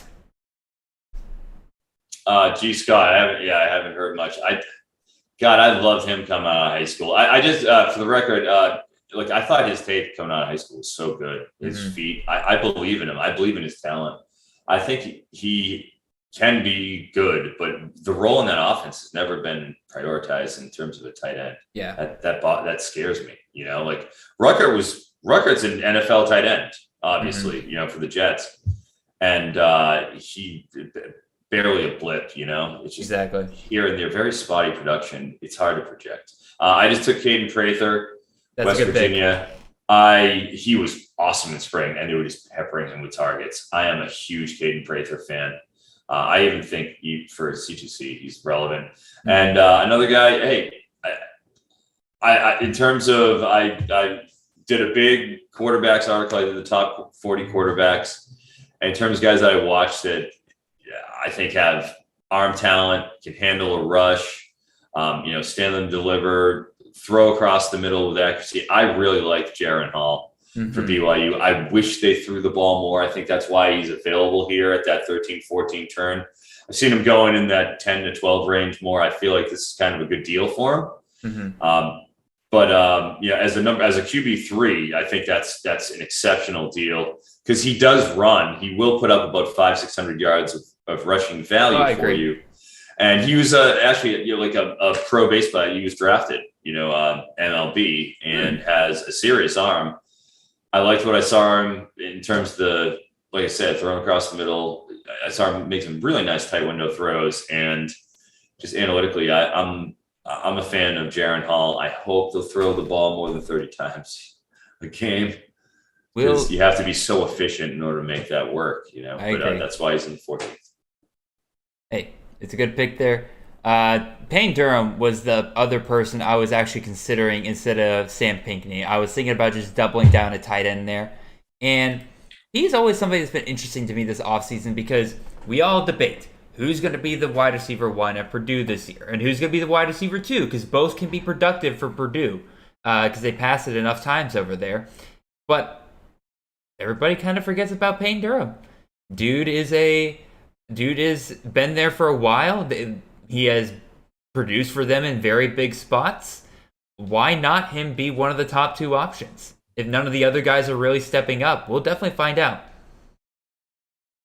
All right, I wonder if Frank meant to take Sam Hartman there because we're in that range now where it's a little interesting to me of do you take Sam Hartman and just hopes that he does play later? Because it's the best ball. You don't get the option later of adding him from the waiver wire. So you just kind of grab him now, stash him for later. Because if he comes back, he's an insane value in the 14th round. Yeah, I mean, I can't argue with anything you've said there, without a doubt. And speaking of coming up, I'm curious to see what you're going to be doing here.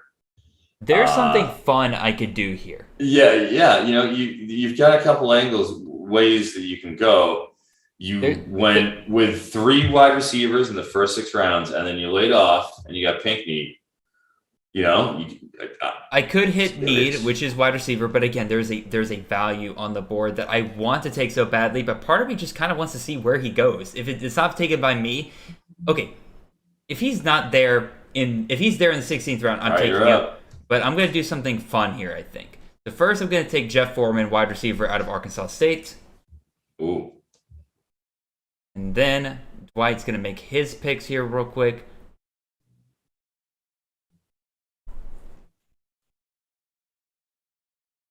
Oh, I'm on the clock another Are you going to take his running mate?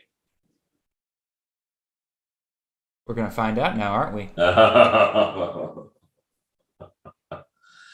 Interesting. As soon as Dwight makes his pick Arkansas State Blake Anderson left, but there we go. And I'm going to take his running mate. I'm going to take Tevalence Hunt. Tevalence Hunt. Wow, take him back to back. I love it. I don't have to guess when they go off. One of those two will be going off every single week. I don't have to guess when I have both of them. Yeah, the only drawback with Arkansas State, with that stack is just the team stinks. Yeah. But they throw all the time. That's exactly all they do. Like you said, Blake Anderson left, but the offensive coordinator, Keith Heckendorf, is still there. Yep. So they had the same idea. You've got a former, 4-star quarterback in Justin Blackmon from Florida State, who's going to be throwing there, and I know he can throw the ball downfield. And that's what we're looking for him to do, really. And that's what that offense is geared to do. So, hey, gathering your resources into prolific wide receiver and prolific passing offenses that are tried and true that you can bank on, especially with the 14th, 15th round, stack. Like you said, you're going to get production. It's happening. Those are the 2 guys. No problem. Dude, solid. Let's see, who else kind of came off the board here? Lorenzo Styles at Notre Dame to me is a value right now because literally they're running out of people to throw the ball to. Yeah. And so, somehow the most talented among them is still available. And with literally less and less competition for him pretty much by the day at this point, Styles could easily just be a top CFF guy in terms of volume just by default.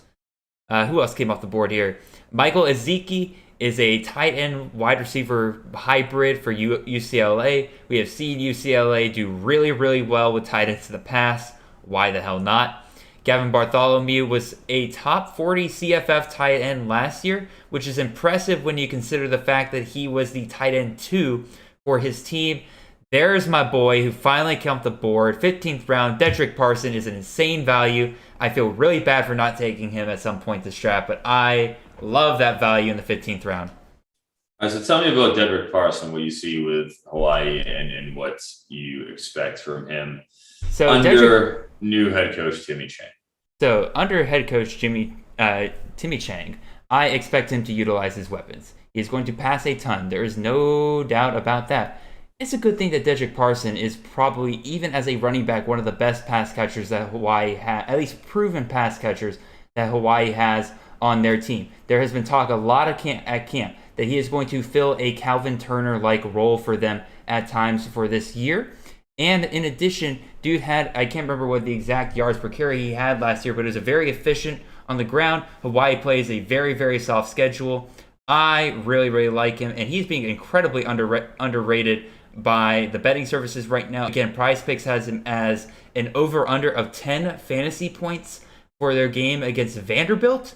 Wow. Just want to point that out. Yeah, and nine sacks last season, Vanderbilt. Trust me, I was just looking at that game and I was like, how do you get 9 sacks in a season? Exactly. Ooh. So they're going up against Vanderbilt. And again, Prize Picks fantasy points are based on PPR. Dedrick Parson might get half of that just from catching the ball. Like, they're going to utilize him really well. I fully expect him to be a value here, especially in the 15th round. You are on the clock, Mr. Froton. Where are you going? Absolutely. I'm going to take a guy again, we're going with TCU here, similar to Kendra Miller. I have been backing Chandler Morris all offseason. Andrew Katz has been an absolute pox on my soul, and he has been reaching for him on many occasions, and I've been able to get him. But I mean, I have been as vocal as you can get, anti-Max Duggan. That man cannot throw an accurate ball. No, you watch the delivery, you watch the hitch in his throw. Like, he can't throw accurately. He's got a big arm. That's great. Mm-hmm. But he is not a credible quarterback that I want leading my team. It's just simply Chandler Morris is more efficient, and this is what the type of offense that they're going to be looking for. I'm going to go with a camp darling from Texas Tech, Jerand Bradley. Damn in the you! 16th round. I know it's a little. It's probably a little earlier, but man, it's a little earlier, but it's worth it. You know, it's he could be the Mitchell Tinsley role. It looks like he's going to have that role. So why not go with take a stab? Again, we're trying to take shots here. We're trying to hit home runs. Darn you for being smart on that, Eric. I mean, Jared Bradley has been one of my favorite values, especially in best balls to grab later. Again, I kind of wish that his camp hype had not taken off like it has the past couple of days, because man, he's gonna be fun. I have been grabbing him late in best balls all off season. Fantastic pick, dude. What do we think about Brady Boyd? Brady Boyd. What are you talking about Brady Boyd for? Why are you bringing up Brady Boyd's name? So Brady Boyd was just brought up by our friend. Who brought him up? Just brought him up in the chat was Mr. Tommy Harvey. Oh, Tommy Harvey's bringing up Brady Boyd. Clearly been doing his research. Yeah. I don't like his name coming up on this show. So, what are you doing, Tommy? What are you trying to take some of my sleepers? Brady Boyd was awesome in this. Dude. Did you watch him? He looks like he's born for the offense. He's just perfect. Like I don't see a reason why he shouldn't be the starting slot opposite of Miles Price, because he was smooth as silk. Like he was. I'm trying to remember. He looked like Wes Welker and Danny Amendola. Exactly. Who is the other? He looks like the next guy. Right, who is the other slot right now? Price is like. Well, I know Price. I'm talking about who, because I don't remember. Foanoji is in Steele. Steele has him in there. But dude, I'm watching the eyeball test. It's Brady Boyd. Mm-hmm. He's just too Brady Boyd takes over by the end of the year. Ooh, I've got Brady Boyd shares, and I've taken him at the end, of purposely. He's in my queue. He's always in my queue, and I keep him out of your mouth, Tommy. Well, while I'm here, Tommy. His name out your mouth. Keep his name out your mouth. Love. Yeah. All right, Frank Harris is about to go on auto here. Let's see who he gets. Ooh, Frank, if you're in the chat or if you're in the Twitter and everything, let me know if you want somebody besides a guy who will not be playing this offseason. All right, so hold on. Frank, who do you want instead of... It is not Elton McCaskill. McCaskill, because I know you did not want that. Anyway. You can't have, Dangerous Damian Martinez. Yeah, Dangerous Damian. Again, I love Damian. I have been grabbing more of Fenwick than I have of Damian. Yeah, I feel like the hate has been a little bit too heavy. I mean, again, Fenwick's still a SEC good running back. Recruit, 4-star SEC South Carolina transfer. He's still good. He was good in his limited duty last year as a backup. The succession plan is in place, and I think it's a bit much. Yeah, I agree. Okay, I think we'll see. I think I'm about Here's the thing. Here's the thing about Oregon State. You know what the thing is about Damian Martinez? It gives me pause. One name, Demir Collins. Okay? Yeah. I heard about Demir Collins all last offseason. It was the same exact thing I heard about Damian Martinez. And they went with BJ Baylor, a steady, dependable hand. Mm-hmm. And the next up is Fenwick. So Could be. I'm with you. This sounds a little fun. Who the hell here. knows? Maybe Damian Martinez is the real deal. You know? Oh yeah, no, and I like everything. All the reports. I love Fenwick. Fenwick's great, dude. We'll see. We'll see. That's what makes this great. Who the hell knows right now? Who knows? Did something a little fun here. I grabbed Hampton earlier. I'm getting his partner in crime, going all in on this running game. I'm feeling good about it. I was a little surprised when I saw him still available. So I was like, you know what? Like, nobody else wants a piece of that backfield. I'll take a piece of that backfield. 16th round, absolutely. That's the beauty of taking that first guy and like it takes the starch out of the whole situation. It's like that first guy takes it. It's like, oh, everyone else just kind of like it's a gut punch where they're like, now I kind of don't want to take that way because what's the point? Exactly. And if you give it a little, you invest, then you'll be fine. Exactly. All right, I'm trying to think what I want to do in this other draft again. I'm back on the clock over here. I think, how many running backs have I taken? 1, 2, 3, 4, 5. 2 of them are on the same team. I think it's about time that I probably take another here. There's some wide receivers that I feel pretty good about falling to me in the next round. So, do I take our aforementioned friend? It depends on whether or not he is somebody that will screw me up in terms of bye weeks. I need to be careful about not taking another running back for bye week 8 because I have 3 out of 5 bye week of 8. So I need to be careful about that. I'll give myself a safe floor every week. Let's go ahead and give me Pat Garwo, running back out of Boston College.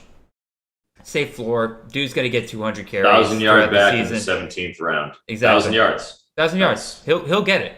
Again, he may not have a ton of touchdowns. I don't know if he's going to be really the thing that their offense runs through, but they're going to feed him, and I'll take that floor every single week. All right. Absolutely correct. I can't argue with that at all. Trayshawn Holden's interesting to me because he is now the projected starter in the slot. Dude, Trayshawn Holden, I drafted him everywhere last year. I screamed his name from the heavens. I love everything. Every time I watch him, everything he does, I think he's great. And he wasn't just in the slot last year. If you remember, I know you remember, Alabama, after Jameson and Mechie went down, he was actually starting in that game against Georgia. He was playing on the outside. We were starting at X, or he was getting all the major reps at X. And Ja'Cory Brooks was working through, so it was. Holden was the most dependable guy they had after everybody got hurt. Mm-hmm. And he looks great. Every time he gets an opportunity, I feel he looks awesome. Mm-hmm. And that's great. Who made that pick? That was Kate Klubnik fan. All right, fan. I don't blame you. Okay, if I had to watch DJ, I would be a Kate Klubnik fan too. Also, in this other draft that I'm doing, and again, I like doing fun little things. Tyler Buckner in the 17th round, by the way. What do you mean? It's not by my turn? Lepo. Good job, Lepo. Wait, what's going? It's not your turn. Was it, the other one. Okay. The other one. Oh, apparently there's only 15 rounds, despite it saying that there were 19 rounds, because I just made a pick to. Wait, what's going on here? Why is it? All right. Well, all I know is what happened in our draft is Lepo just took Tyler Buckner in the 17th round, who I feel like you can make a pretty good argument that he's a low end to high end 3, and he's getting drafted like a 4 here, like a QB4. And in the 17th round, that's about as late as I've seen him go. He's got a clean bill of health. I know he missed the spring. He's got to open up with Ohio State, but I mean, why not in the 17th round? My God, is that that's Lepo's QB3. He's got Tyler Buckner as his QB3 in the 17th round. He waited all that time after getting Austin Reed and Malik Cunningham. Hey, that's a good job of reading the room. Bravo, sir. Bravo. Okay. My turn. Okay, so I just figured out what happened in my other league. So apparently we only draft like 15 rounds, and then the rest is just fill up the rest of your roster off the waiver wire, which is, I feel like that we should have just filled up our rosters in the draft, but I'm not the commissioner of this league, so I am not going to fight against it. I have one more reserve spot, so I should probably quickly go find somebody else. You're on the clock, Mr. Froton. Who are you going with?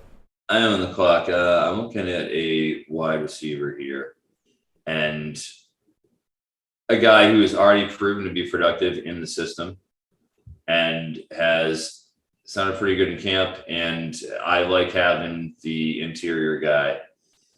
Washington State, Renard Bell, just a safe, high floor guy that when, I cobbled together the Alabama room. Yep. I used 2 spots on that. Every spot counts in these sort of formats, with best balls. So I want to make sure that I can get you want to toss a high floor wide receiver that, I can count on him getting, 8 looks a game, 6 catches, 50 yards, maybe he gets a touchdown, but at least I know I'm going to have the ability to get 15 points a week out of him. Anyways, going with him. And then was talking a little much there.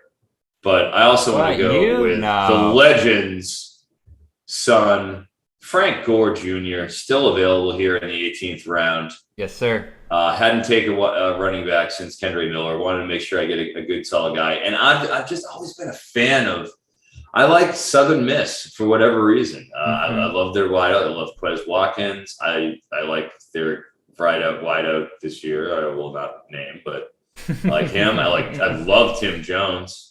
Oh, yeah. A couple years ago. And, they had horrible health last year with their quarterback position. There's just nothing they could do. Just terrible attrition. Now they got Trey Lowen. He'll be in. He's ready to go. And I just think with a full off season, with more continuity in the passing game.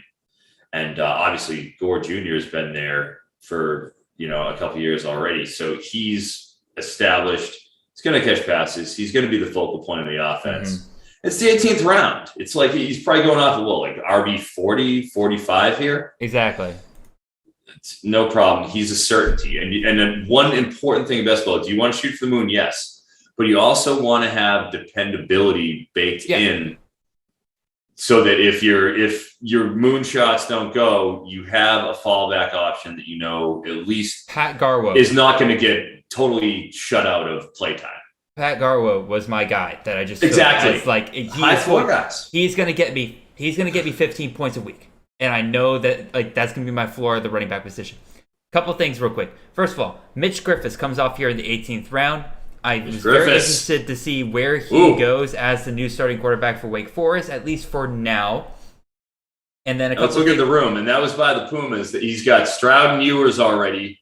Colin Schlee and Sanders. So you could afford to take a Mitch Griffiths shot as 100%. He's got a strong room already.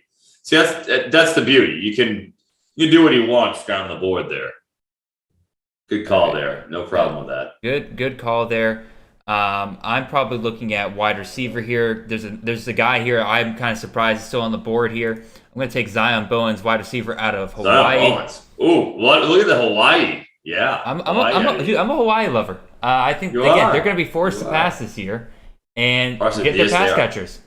It's 100% they're going to be passing.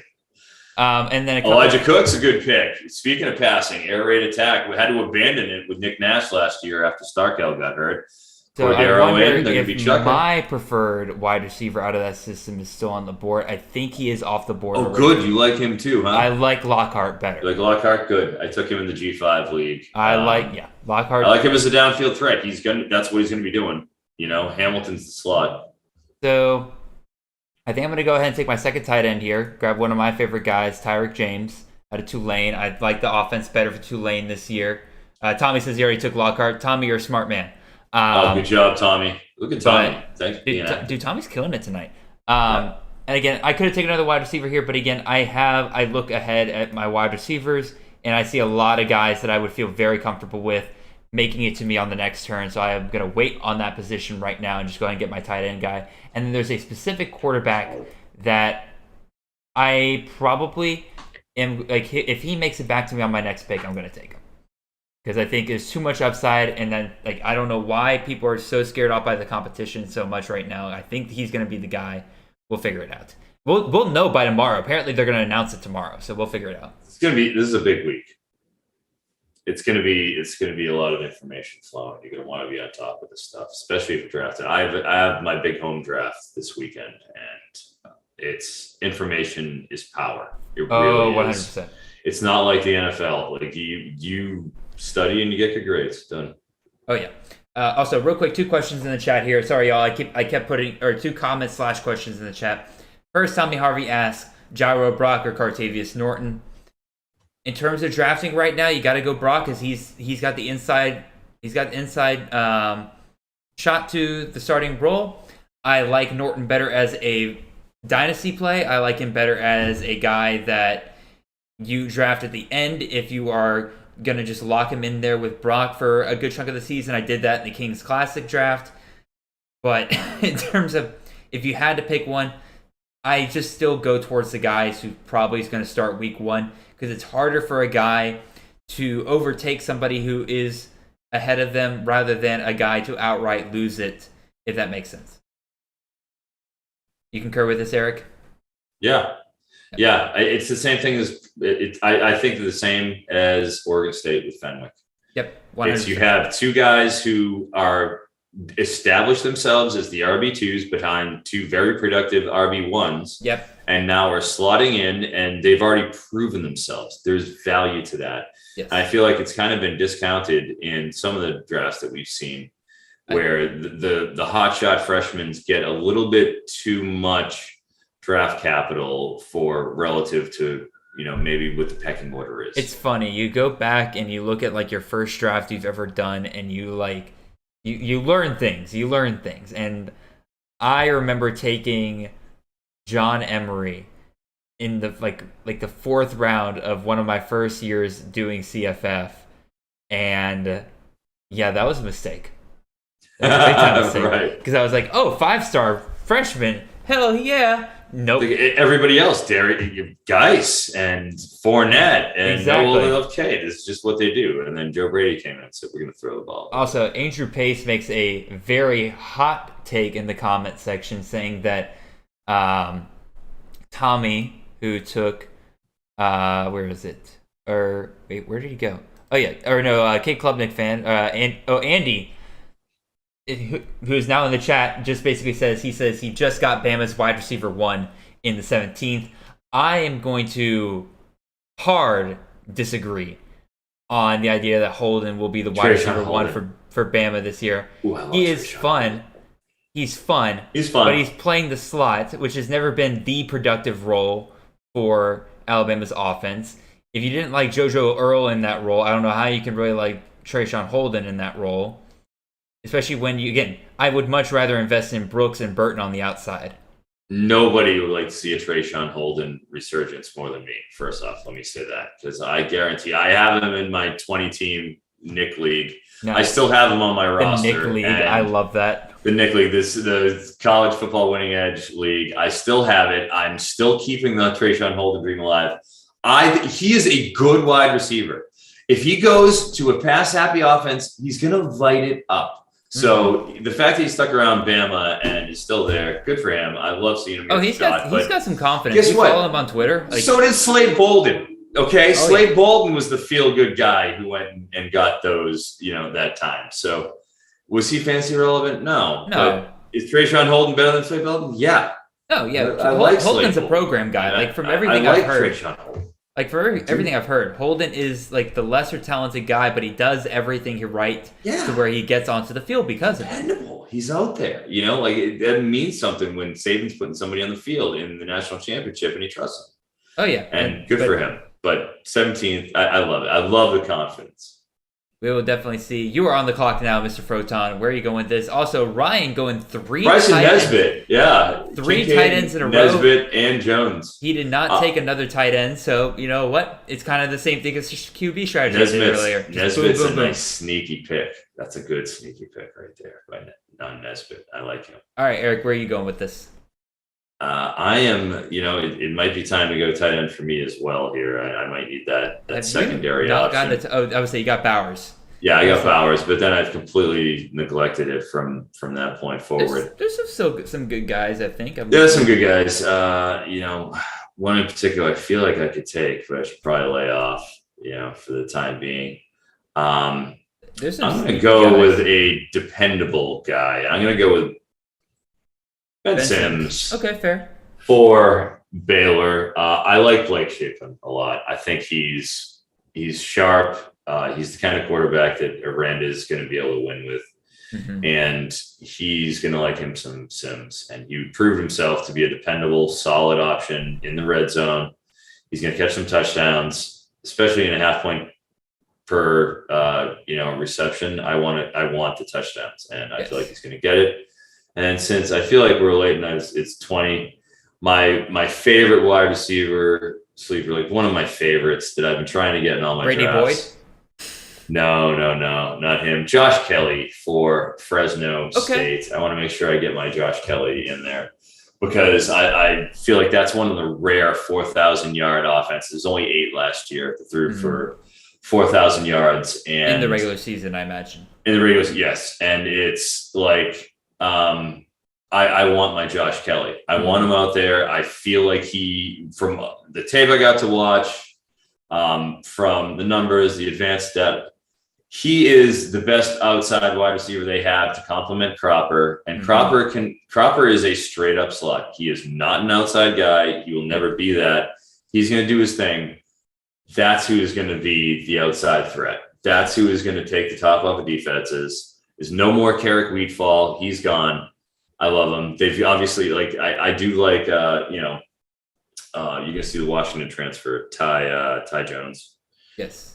He'll probably be on the other side, but I feel like Josh Kelly is going to emerge this season. So 20th round. Why not? Dude? Wide receiver, whatever. I just wanted to have some Josh Kelly talk. This is go get your guys stage. And again, you look at the theme I try to go with. Josh Kelly, Fresno State, big passing offense, Hainer. Washington State, Eric Morris coming in as offensive coordinator. They're chucking. Texas Tech, West Virginia, in comes Graham Harrell. Alabama, SMU, Texas. I'm targeting big pies, big pieces of these giant offenses because I know even if I don't hit the number one, that number two is still going to be very valuable. That number two is still going to be able to be productive and help get me through a season and carry me through some weeks when you have tough buys. So that's why you want to shop at the big box stores. You get value. Also, I'm curious in this live draft, who has been the fastest? Go right ahead, man. Looks like Ryan at 10 seconds has been the fastest out of everybody. Who's been the slowest? Surprise, surprise, it is Mr. Eric Froton with an average of 48 seconds. He really likes to take his time. While Eric is taking care of some business, just a quick reminder, y'all, some of y'all have not been here since the beginning of the stream. Go ahead and hit the like button and make sure you share the stream. We're going to be here probably for at least another 15, 20 minutes as we finish out this draft. So invite your friends, come hang out with us. And also don't forget to go ahead and drop some questions there in the chat. Again, we try to answer them as quickly as we can. Again, me and Eric, we've been going back and forth on these guys all night long. So we've had to wait a little bit to get some of y'all's questions in. But again, Tom Harvey basically, with all of his questions, has basically been getting a free one-on-one session with me and Eric Froton. Y'all, take advantage of this. Like, if you have questions, your drafts are probably right around the corner. Let us know. We need things to talk about. Because, again, we got the guys in front of us, like Deshaun Fenwick finally coming off the board. But Deshaun Fenwick, good job. But, again, let us know, guys. Like, let us know what you want us to talk about. Unless it's anything super personal, like our social security numbers. Don't ask us that. All right. Coming back over here. Some people are really taking their times now with this one. All right, Jalen Hyatt. There's a semi-homer pick there. Why not take a Tennessee shot? Why not? What's wrong with that? Well, again, it's part of your team. You like it. Why not, Josh Hyatt? All right, if this dude is here, yep, there he is. I shouldn't, because that would mean I have to rely on. Here we go. Oh, Bolt. I have to rely on Aiden O'Connell and John Rice Plumlee in Week 8 because I'm probably not going to take another quarterback here before the end of the draft. But too much upside to be had in Drake May as a quarterback for UNC. Right. again, I know that quarterback competition is close. I know they're expected to announce the starter tomorrow, and I could be crying tomorrow if by the time it comes around and it's not Drake May who is starting. But he is my 5th quarterback in this league. It is the 20th round.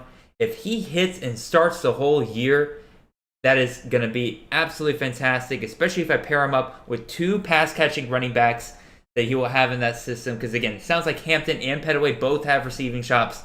I'm going to love having this guy here in the 20th round.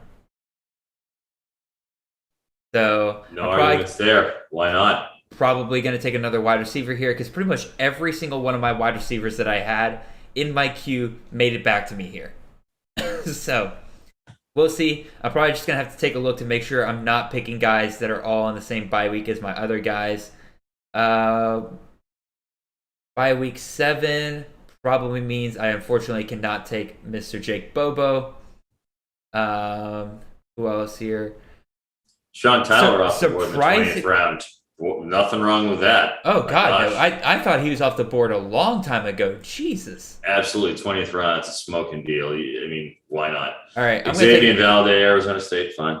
Yeah. I'm going to take another guy here who has benefited, unfortunately, from injury news recently. I'm going to take the new wide receiver 1 over at NIU, somebody that people have been raving about even without Rudolph there, or even with Rudolph still there. That's Mr. Cole Tucker, who had a much better year last year than people kind of give him credit for, because everybody remembers Trayvon Rudolph's 300-yard, 4-touchdown game.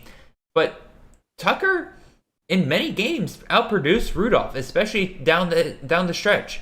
I will take that here in the 21st round. Correct.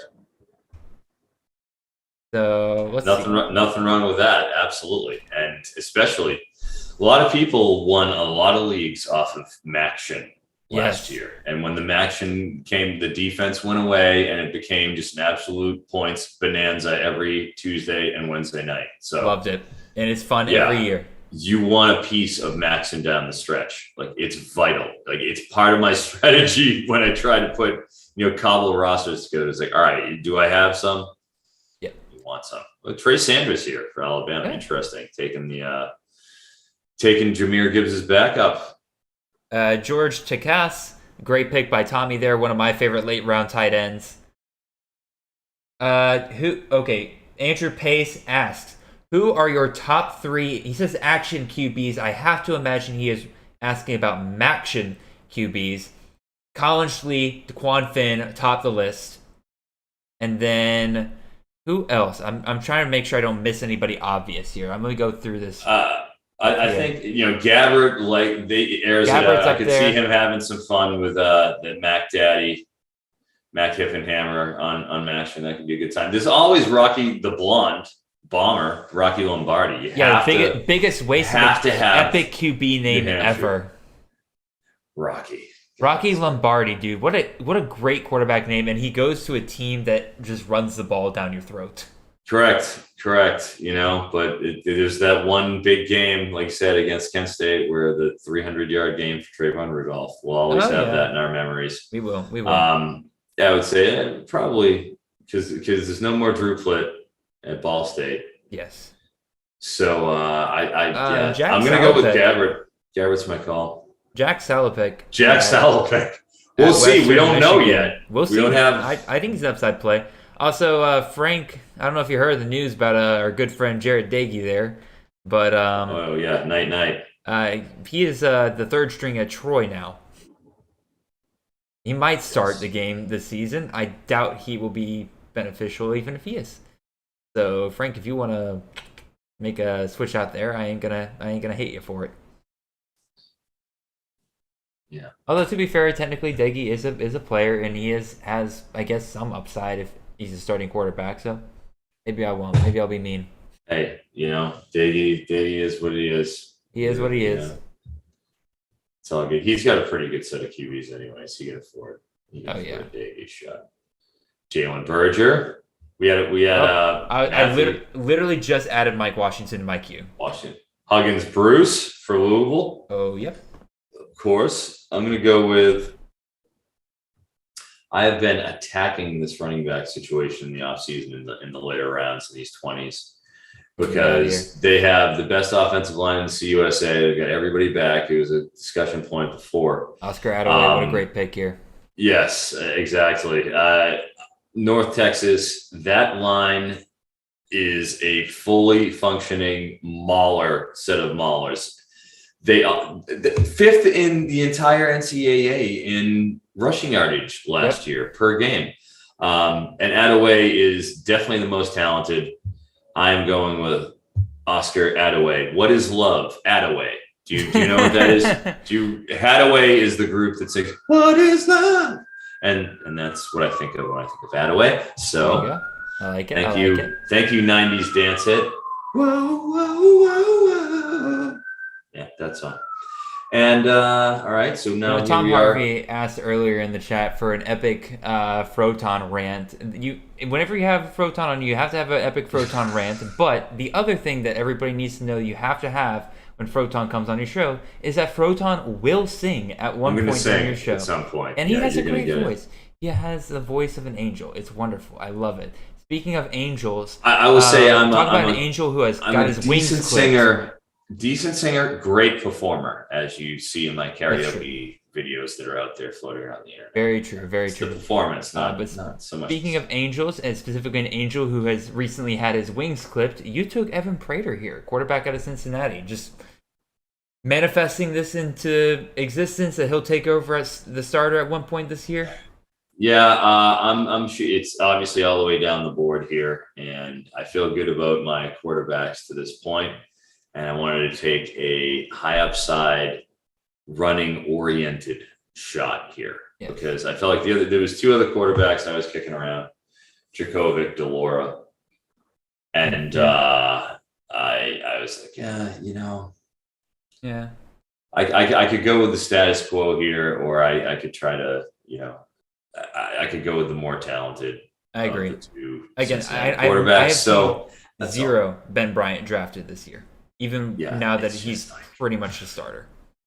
I understand. And listen, I took Ben Bryant in the 50-teamer because it was the same thing. Right. Prater got taken in the fourth round. And I took Bryant in the 17th, 18th, because I'm like, great.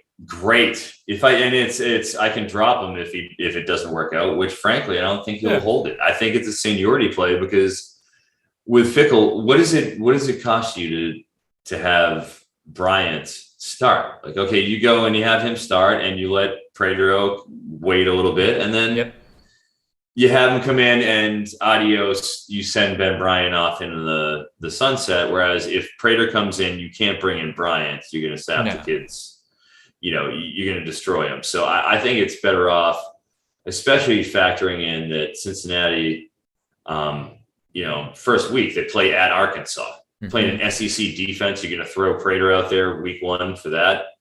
I would say that's probably discretion is the better part of valor in that. And I'm reading the tea leaves here. He will take over, I will say, by the time Indiana rolls around, or at least the conference schedule. So probably that's why I'm going with Prater.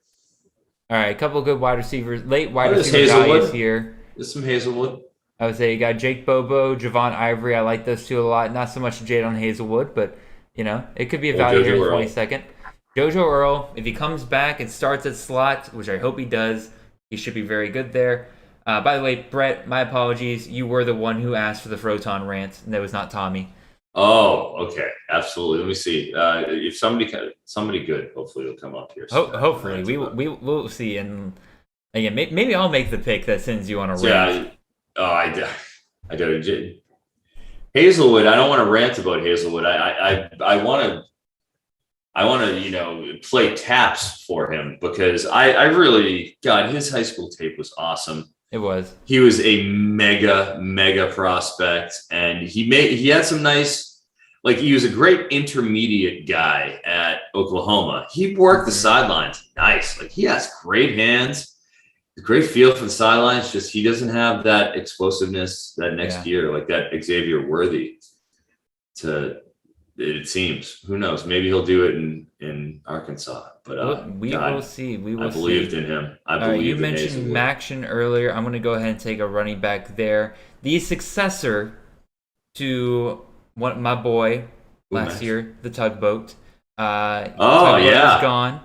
Bang the drum. I will take his successor here in Say Bungira, the already named starter at running back for Ohio. And people don't realize Ohio's offensive line for a MAC team is really freaking good. It was 4th in the country last year in generating yards for their running backs. Ohio only passes in neutral situations 28% of the time. Every other time they're running the ball. If you get Sain Bangira, who is, in my opinion, far more talented than any other running back they have on that roster, you give him the ball 20, 25, 30 maybe times a game, get him behind that kind of line in a conference where defense is an optional, or is just an option. I will take that here in the 22nd round all day long, especially when I'm not feeling super great about running back in this draft.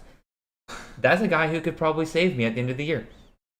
So Hammer asks in 2 questions in the chat. Will you post a screenshot of the draft results? Yes, I will be doing that on Twitter. If you need to follow me on Twitter, it is down there in the bottom right corner of the stream. I am at CFF_Jared. I should be able to have some time this week to post the full draft there for you guys. I will try to tag everybody who is participating in this draft to make sure that we can spread that far and wide. And you also, same guy, the Hammer 106 asks, will you guys be doing a draft like this for Power 5 only? Unfortunately, no. We're kind of reaching the point of the season where I have to wind down drafts in order to spend more time on making sure that we keep up to date what goes on in the field and making sure that I keep up with whatever fall news is kind of coming out here. A lot of drafts will be finished by next weekend. I'm still deciding whether or not I will have one more of these next weekend or not.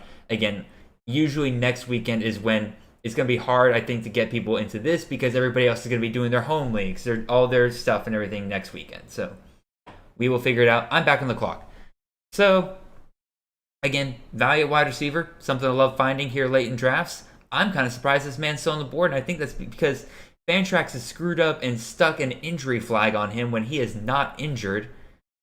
It says out for the season, but I'm looking at him, and this news is from December 15th. This man is fine. He is going to be just fine. Melquan Stovall, slot wide receiver for the Colorado State Rams. I like that quite a bit. They ported everybody over from Nevada to Colorado State. They're getting the band back together. So there's nothing wrong with that. We have seen that work to perfection in other teams, namely Western Kentucky. Yes, namely Western Kentucky, absolutely. And you see there's Amani Bailey, as you mentioned. He's off the board. Smoke Harris. It's interesting, guys. We're getting down last 2.5 rounds here of the Cameron Latu just went. I was considering taking him. Dude, there's people I'm looking at on this board where I'm like, I get to only take 2 more of these guys. There's some really good value on the board right now. Oh, certainly. And I feel like every time I end a draft, especially the 25, most of them are 28 rounds, 30 rounds. There's always QBs that I'm looking at, and I'm like, I'd be fine with that as my QB6 as an upside play. Oh yeah. Like there's a few right here. Totally fine. I would be completely all set with any of these guys. Sam Olsen, that's a great tight end play near the end. Sam Olsen, absolutely. San Jose State. You just can't look at last year with San Jose State. You have to look at historical trends because they didn't have anybody who could throw a forward pass last year. It's an air raid team. Well, Derek Deese was awesome. He had double-digit touchdown receptions. I don't have my stats from last year pulled up. I should. I know he had 10 touchdowns. He wasn't a volume tight end, but like when they used him, they were in big spots, and they would game plan plays for him. Yeah, so it'd be impactful. Finished as the tight end. He was a tight end. Where are you at? Tight end 15 last year. And like you said, that was without a quarterback who could throw a forward pass. They got exactly. Yeah, absolutely. There's nothing wrong with Sam Olsen there. Not at all. I feel pretty good about that. Who else is kind of coming off the board here? Frank's about the timeout. And Daniel Richardson. That's another decent Mac QB play. He can rush. Jim McElwain's QB. He is a guy that can He's a guy that can run probably 400 or 500 yards by the end of the season, I think. So we'll definitely see there. There's Brady Boyd. We talked about Brady him enough. Boyd. Oh, I him love enough. him. I love seeing Brady Boyd go. He should be getting picked. Like I feel, he could be great. Bolton Allers, Xavier Gravett, of course. Again, like I'm See looking here. I'm looking at my queue. None of the guys that I have in my queue are getting picked, so it's gonna make it just a harder decision for me by the time it gets back to me. Maybe you can help me out here, Froton. Maybe you can take two of my guys. Who are you going with? Okay, let's see here. I am looking at a running back. And with Frank Scanetti in town, I think they're going to run the ball more this year. And you have a guy who's a potential pro things breaker. I'm going to go with Israel Abanikanda for Pitt. And then I'm going to might as well go with a wide receiver. And I'm going to take a shot in, I mentioned this offense a little bit earlier in terms of taking shots downfield. Logan Bonner was the number one downfield passer. No way. I'm going to take Justin McGriff. I was going to say, no way McGriff's still on the board. Damn it. Yes, Justin McGriff. Exactly. Like I'm going to take great. I want one of his downfield threats. He's tall. It's like he's the outside. He's a freaking giraffe. Toss it up. Yeah, he really is a giraffe. 6'5", if I remember correctly. Like he is a tall dude. Just chuck it down there to him, and they love to chuck it. So like, hey, look, it's a system play, and that's what you try to do. That's follows the theme. That's a air it out offense, and they're going to throw. So I want wide receivers in aerial offenses. No offense to the Chris Ottman-Bells of the world. I've narrowed down my last two picks to three guys. I'm thinking I kind of hope that somebody takes one of my top three guys so that it just makes my choice even easier when it gets down to me. It's two wide receivers and a running back if anybody wants to try to take this decision off my hand. We will definitely see. I'm interested. Two receivers and a running back. Two receivers and a running back. Baylor Cup. Am I allowed to guess? Yeah, sure. Go ahead. I won't tell you if you're right or wrong until you get to it. Okay. And I won't say anything because they might take it. Baylor Cup at Texas Tech. A lot of people taking him as a tight end. I get it. He's probably the more talented tight end. Again, part of it is he can't stay healthy. But Tharp has been there for longer. I love Tharp, dude. I have grabbed so much of Tharp this offseason. Dude is a 6'9". 6 foot. Repeat that. 9 target for a Zach Kitley air raid offense. They're going to score a crap ton of touchdowns this year. They are. Brandon Campbell, that's a good pick too. I almost took him there. Give me the dude who is just going to be screaming, "Throw the ball my way! I can reach above literally anybody on the field." Yes, and there will be throws, many throws in that offense. Oh yeah, guaranteed. So many. What do you think about Brandon Campbell here? Like So Tajon Henry went off earlier, and again, it's one of those things where like I want to believe in Brandon Campbell. I like it. I'm one of the people who before he transferred there, I said Houston feels like a good spot for Brandon Campbell to go to, and lo and behold, less than a week later, he goes to Houston. So I'm really excited about that. Don't get me wrong. I just haven't heard it out of camp to say that he is the guy that is taking that step forward. It sounds like him and Tajon Henry are going to be kind of splitting carries.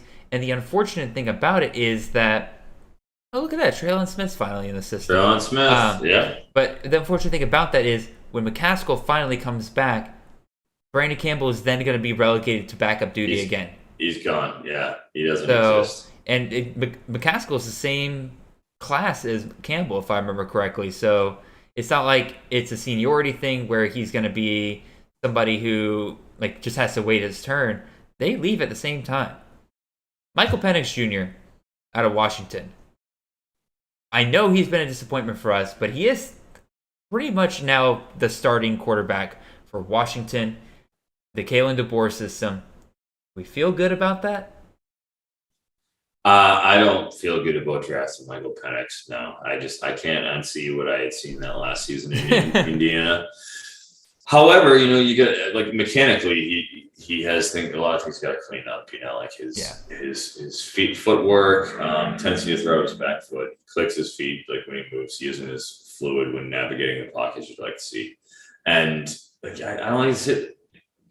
Look, Kalen DeBoer is a genius, so I think the world of him. And you see the proof from the first time he was in town, but I think it's asking a lot to make him into a viable starting quarterback we will at see. Washington. That being said, you took Tyron Smith. I did. I do like Tyron Smith. No Jacob Cowing anymore. There's a lot of targets go around, and then that's what they're going to do. He is a speedy dude. So as long as they can get him the ball and they can hit him deep with it, I like it quite a bit. Cade Klubnik fan taking Cade Klubnik. Perfection, two sir. slot. Yeah, nice job, Cade Klubnik. 2 slot receivers there to end it up, and that kind of gets to again, the high floor guys. Yeah. Colorado State, high volume passing offense. UTEP, high volume. Again, there's a lot of vacated targets there that Tyron Smith is going to be game planned for. Yes, sir. Definitely a couple of safe guys that you'd like to think and look at and say, all right, well, I know I'm going to get 7 targets, a game out of these guys, and sometimes you're going to get scores because they're going to, when they score, it's going to be through the air. Okay, apparently somebody didn't take Traylon Smith. I just got a message in the chat that says the internet went down. He wants instead to pick Keelan Stokes. Give it to him. I'm working on it. There we go.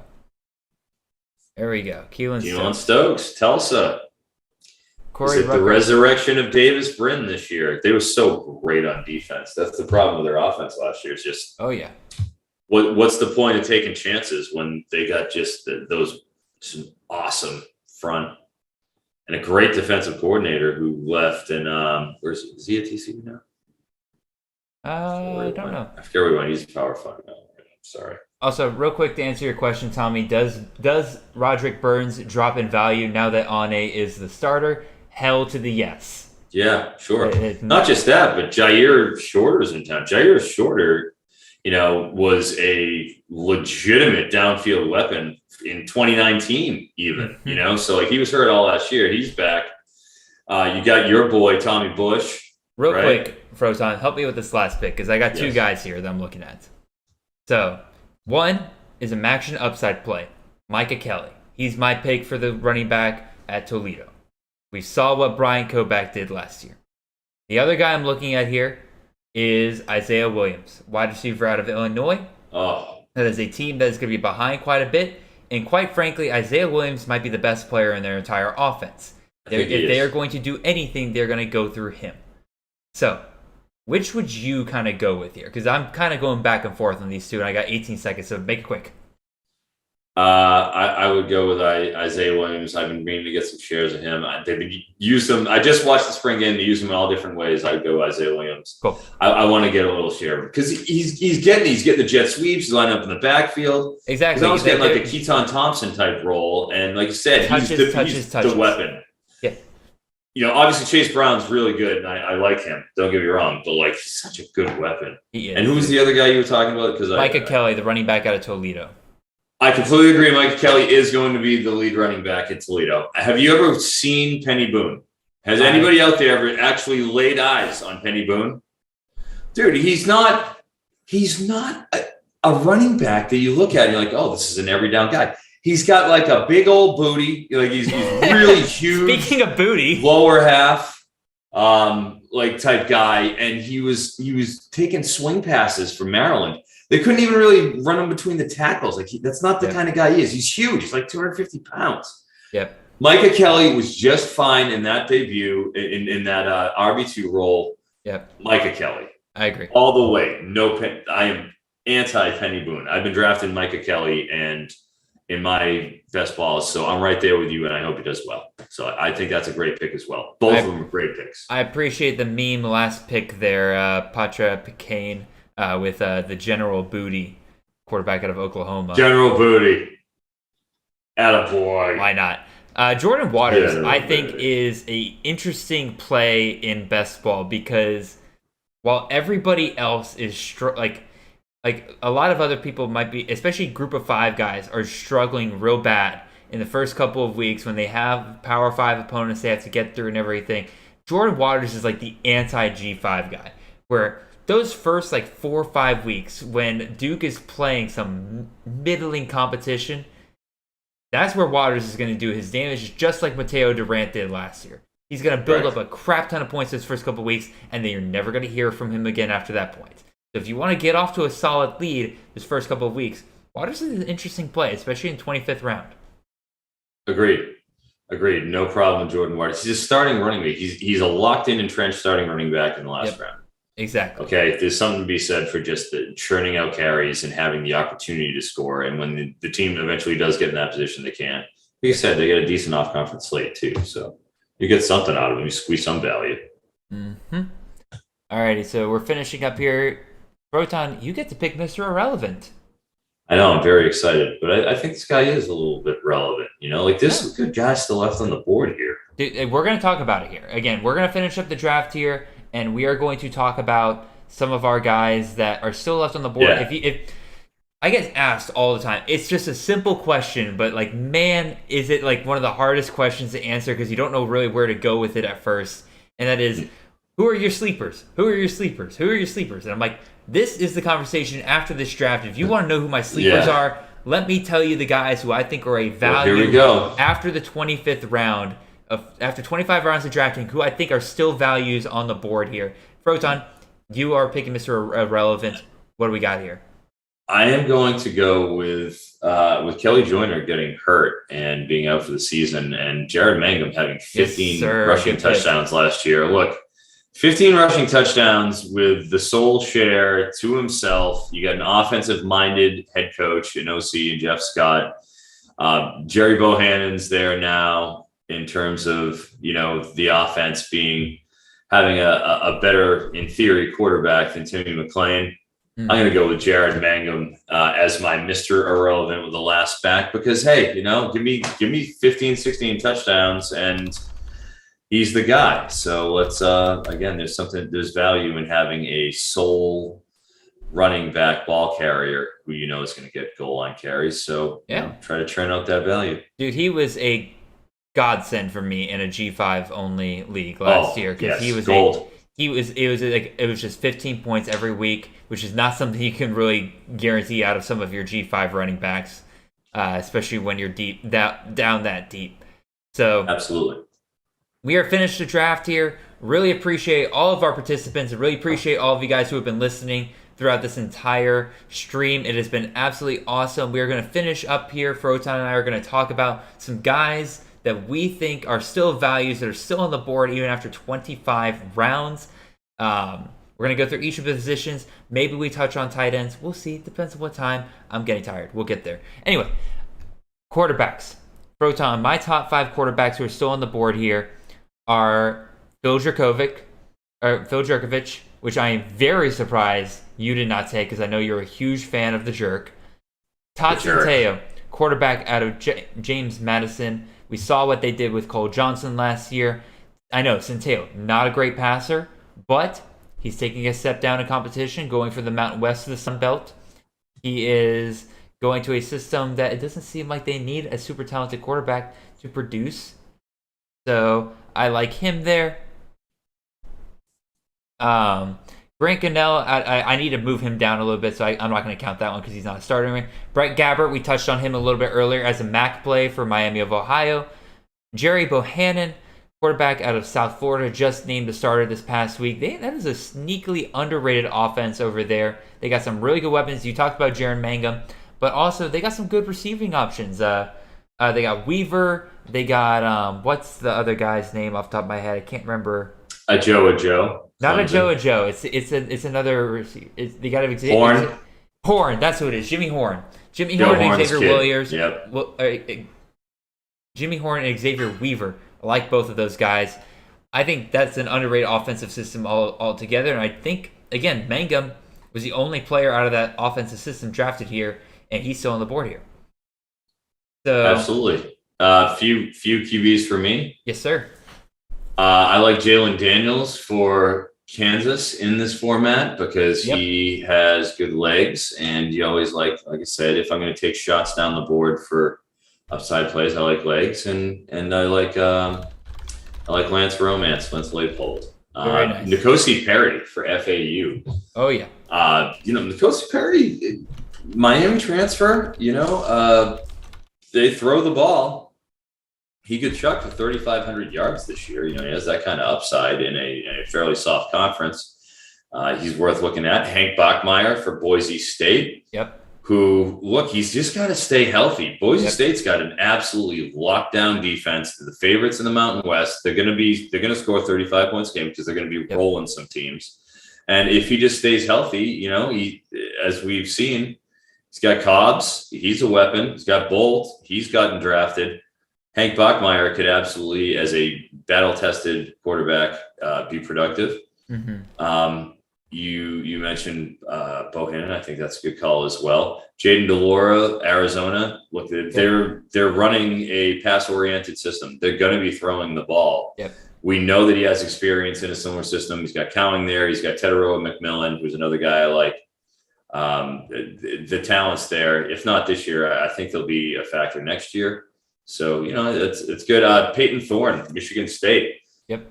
They throw it downfield more than you think, and he was pretty damn good at it. They don't have Jalen Naylor, but they do have Jaden Reed. Yep. So, and he's a guy that we draft in the 4 or 5 round range. So obviously, we must think his quarterback must be good for something.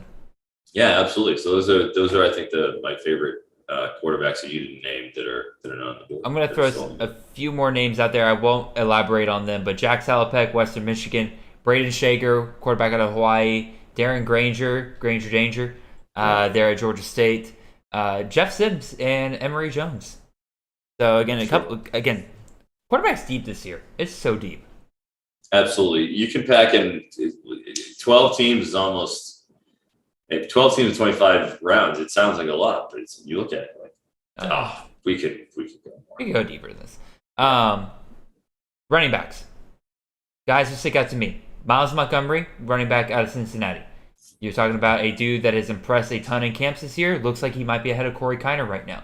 We've seen this song and dance before. We thought a couple years ago Jerome Ford would come into Cincinnati and take over the running back role immediately. Instead, we got Jared Dokes for a year.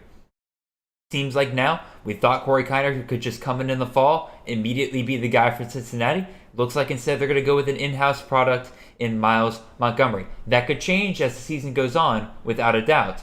But for right now, Miles Montgomery is a value in drafts right now. I mentioned earlier Micah Kelly, running back out of Toledo. I'm kind of surprised nobody took him there. Raymond Davis, running back out of Vanderbilt. I think that is a very underrated position right now. Raymond Davis is one of the best running backs that quite frankly, one of the better players Vanderbilt has had on their offense in a good long while. I think that could be pretty interesting, especially just looking back at what they did with Keyshawn Vaughn just a couple of seasons ago. Could be very interesting there. And then, after that, not a ton of people that I'm looking at and saying like, oh, I'm surprised they weren't gone. Maybe Jordan Houston out of NC State. Other than that, everything kind of seems pretty normal to me. Eric, who are some running backs that stick out to you?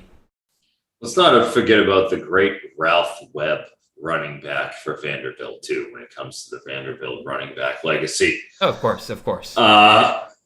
Evan Hall, Northwestern. Look, they have Peter Skronsky, one of the best left tackles in the entire country.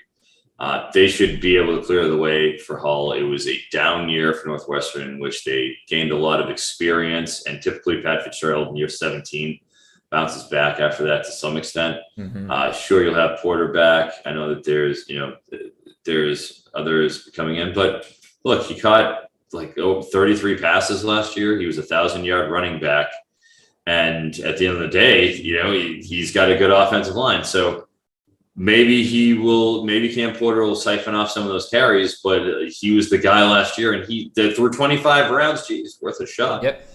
Tavion Robinson, Army, should get a steady dose of carries there in the Black Knights backfield. Yep. That's what they do, is they run the ball. It's never, especially in a half PPR format where you're not looking as slanted towards the all-purpose backs. He's certainly somebody who, after 25 rounds, you kick him around. Cartavius Norton, who we had mentioned he didn't get drafted. He did not. I just saw that.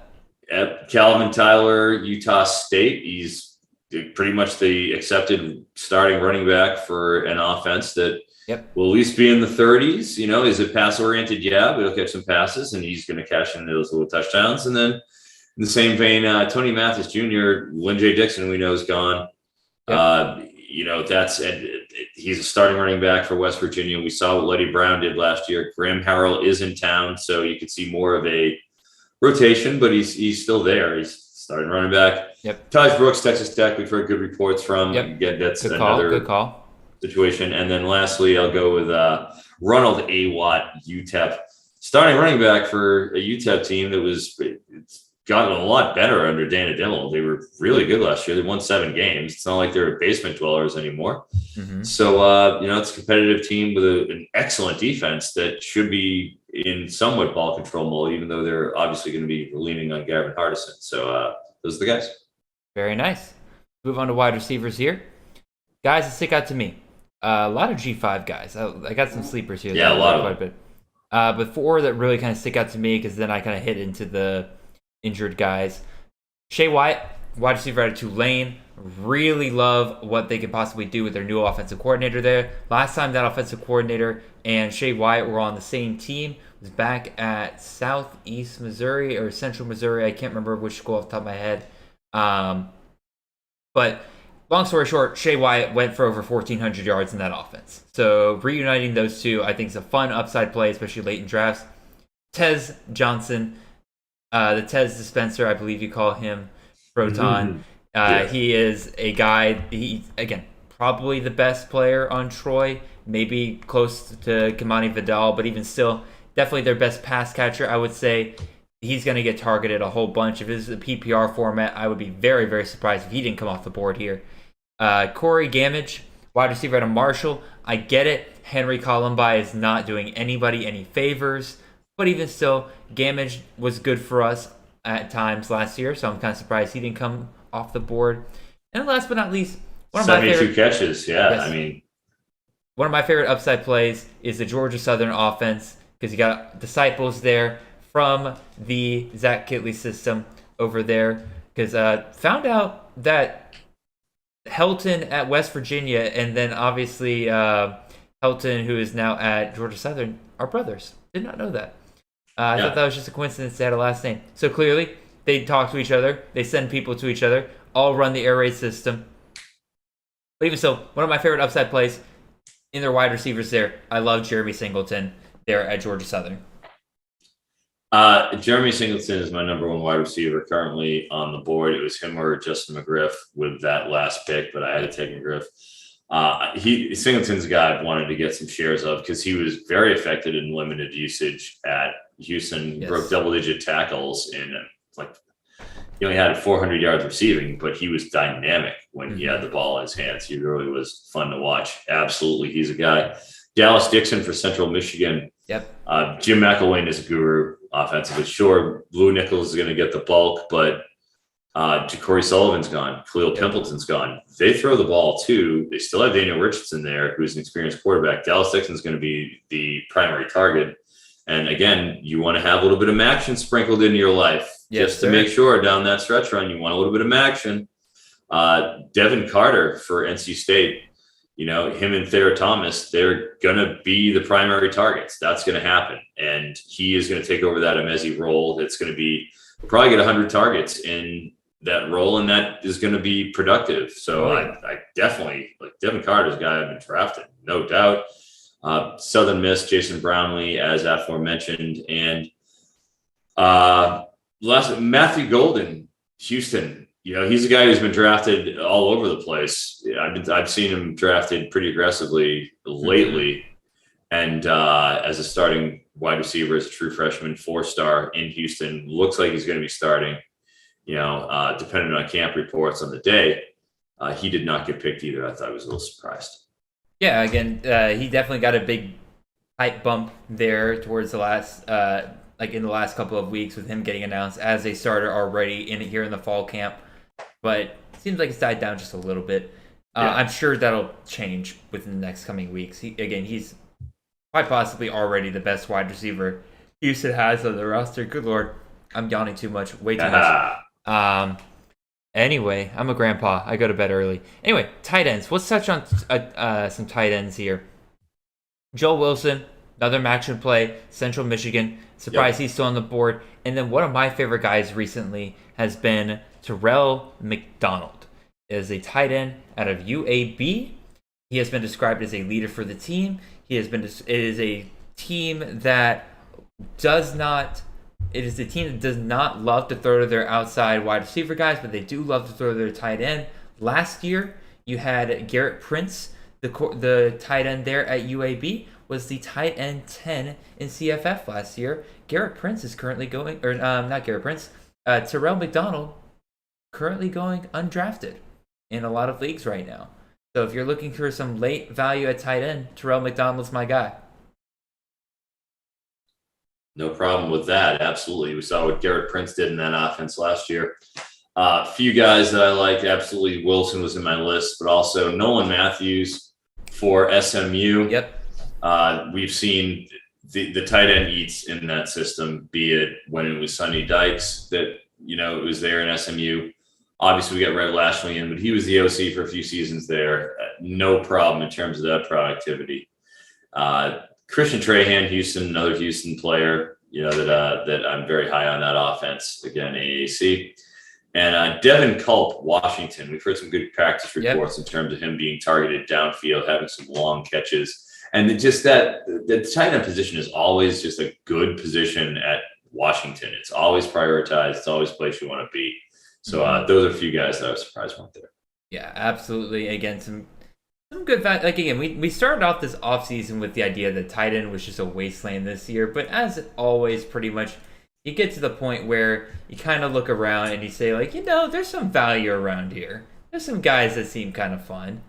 We'll see.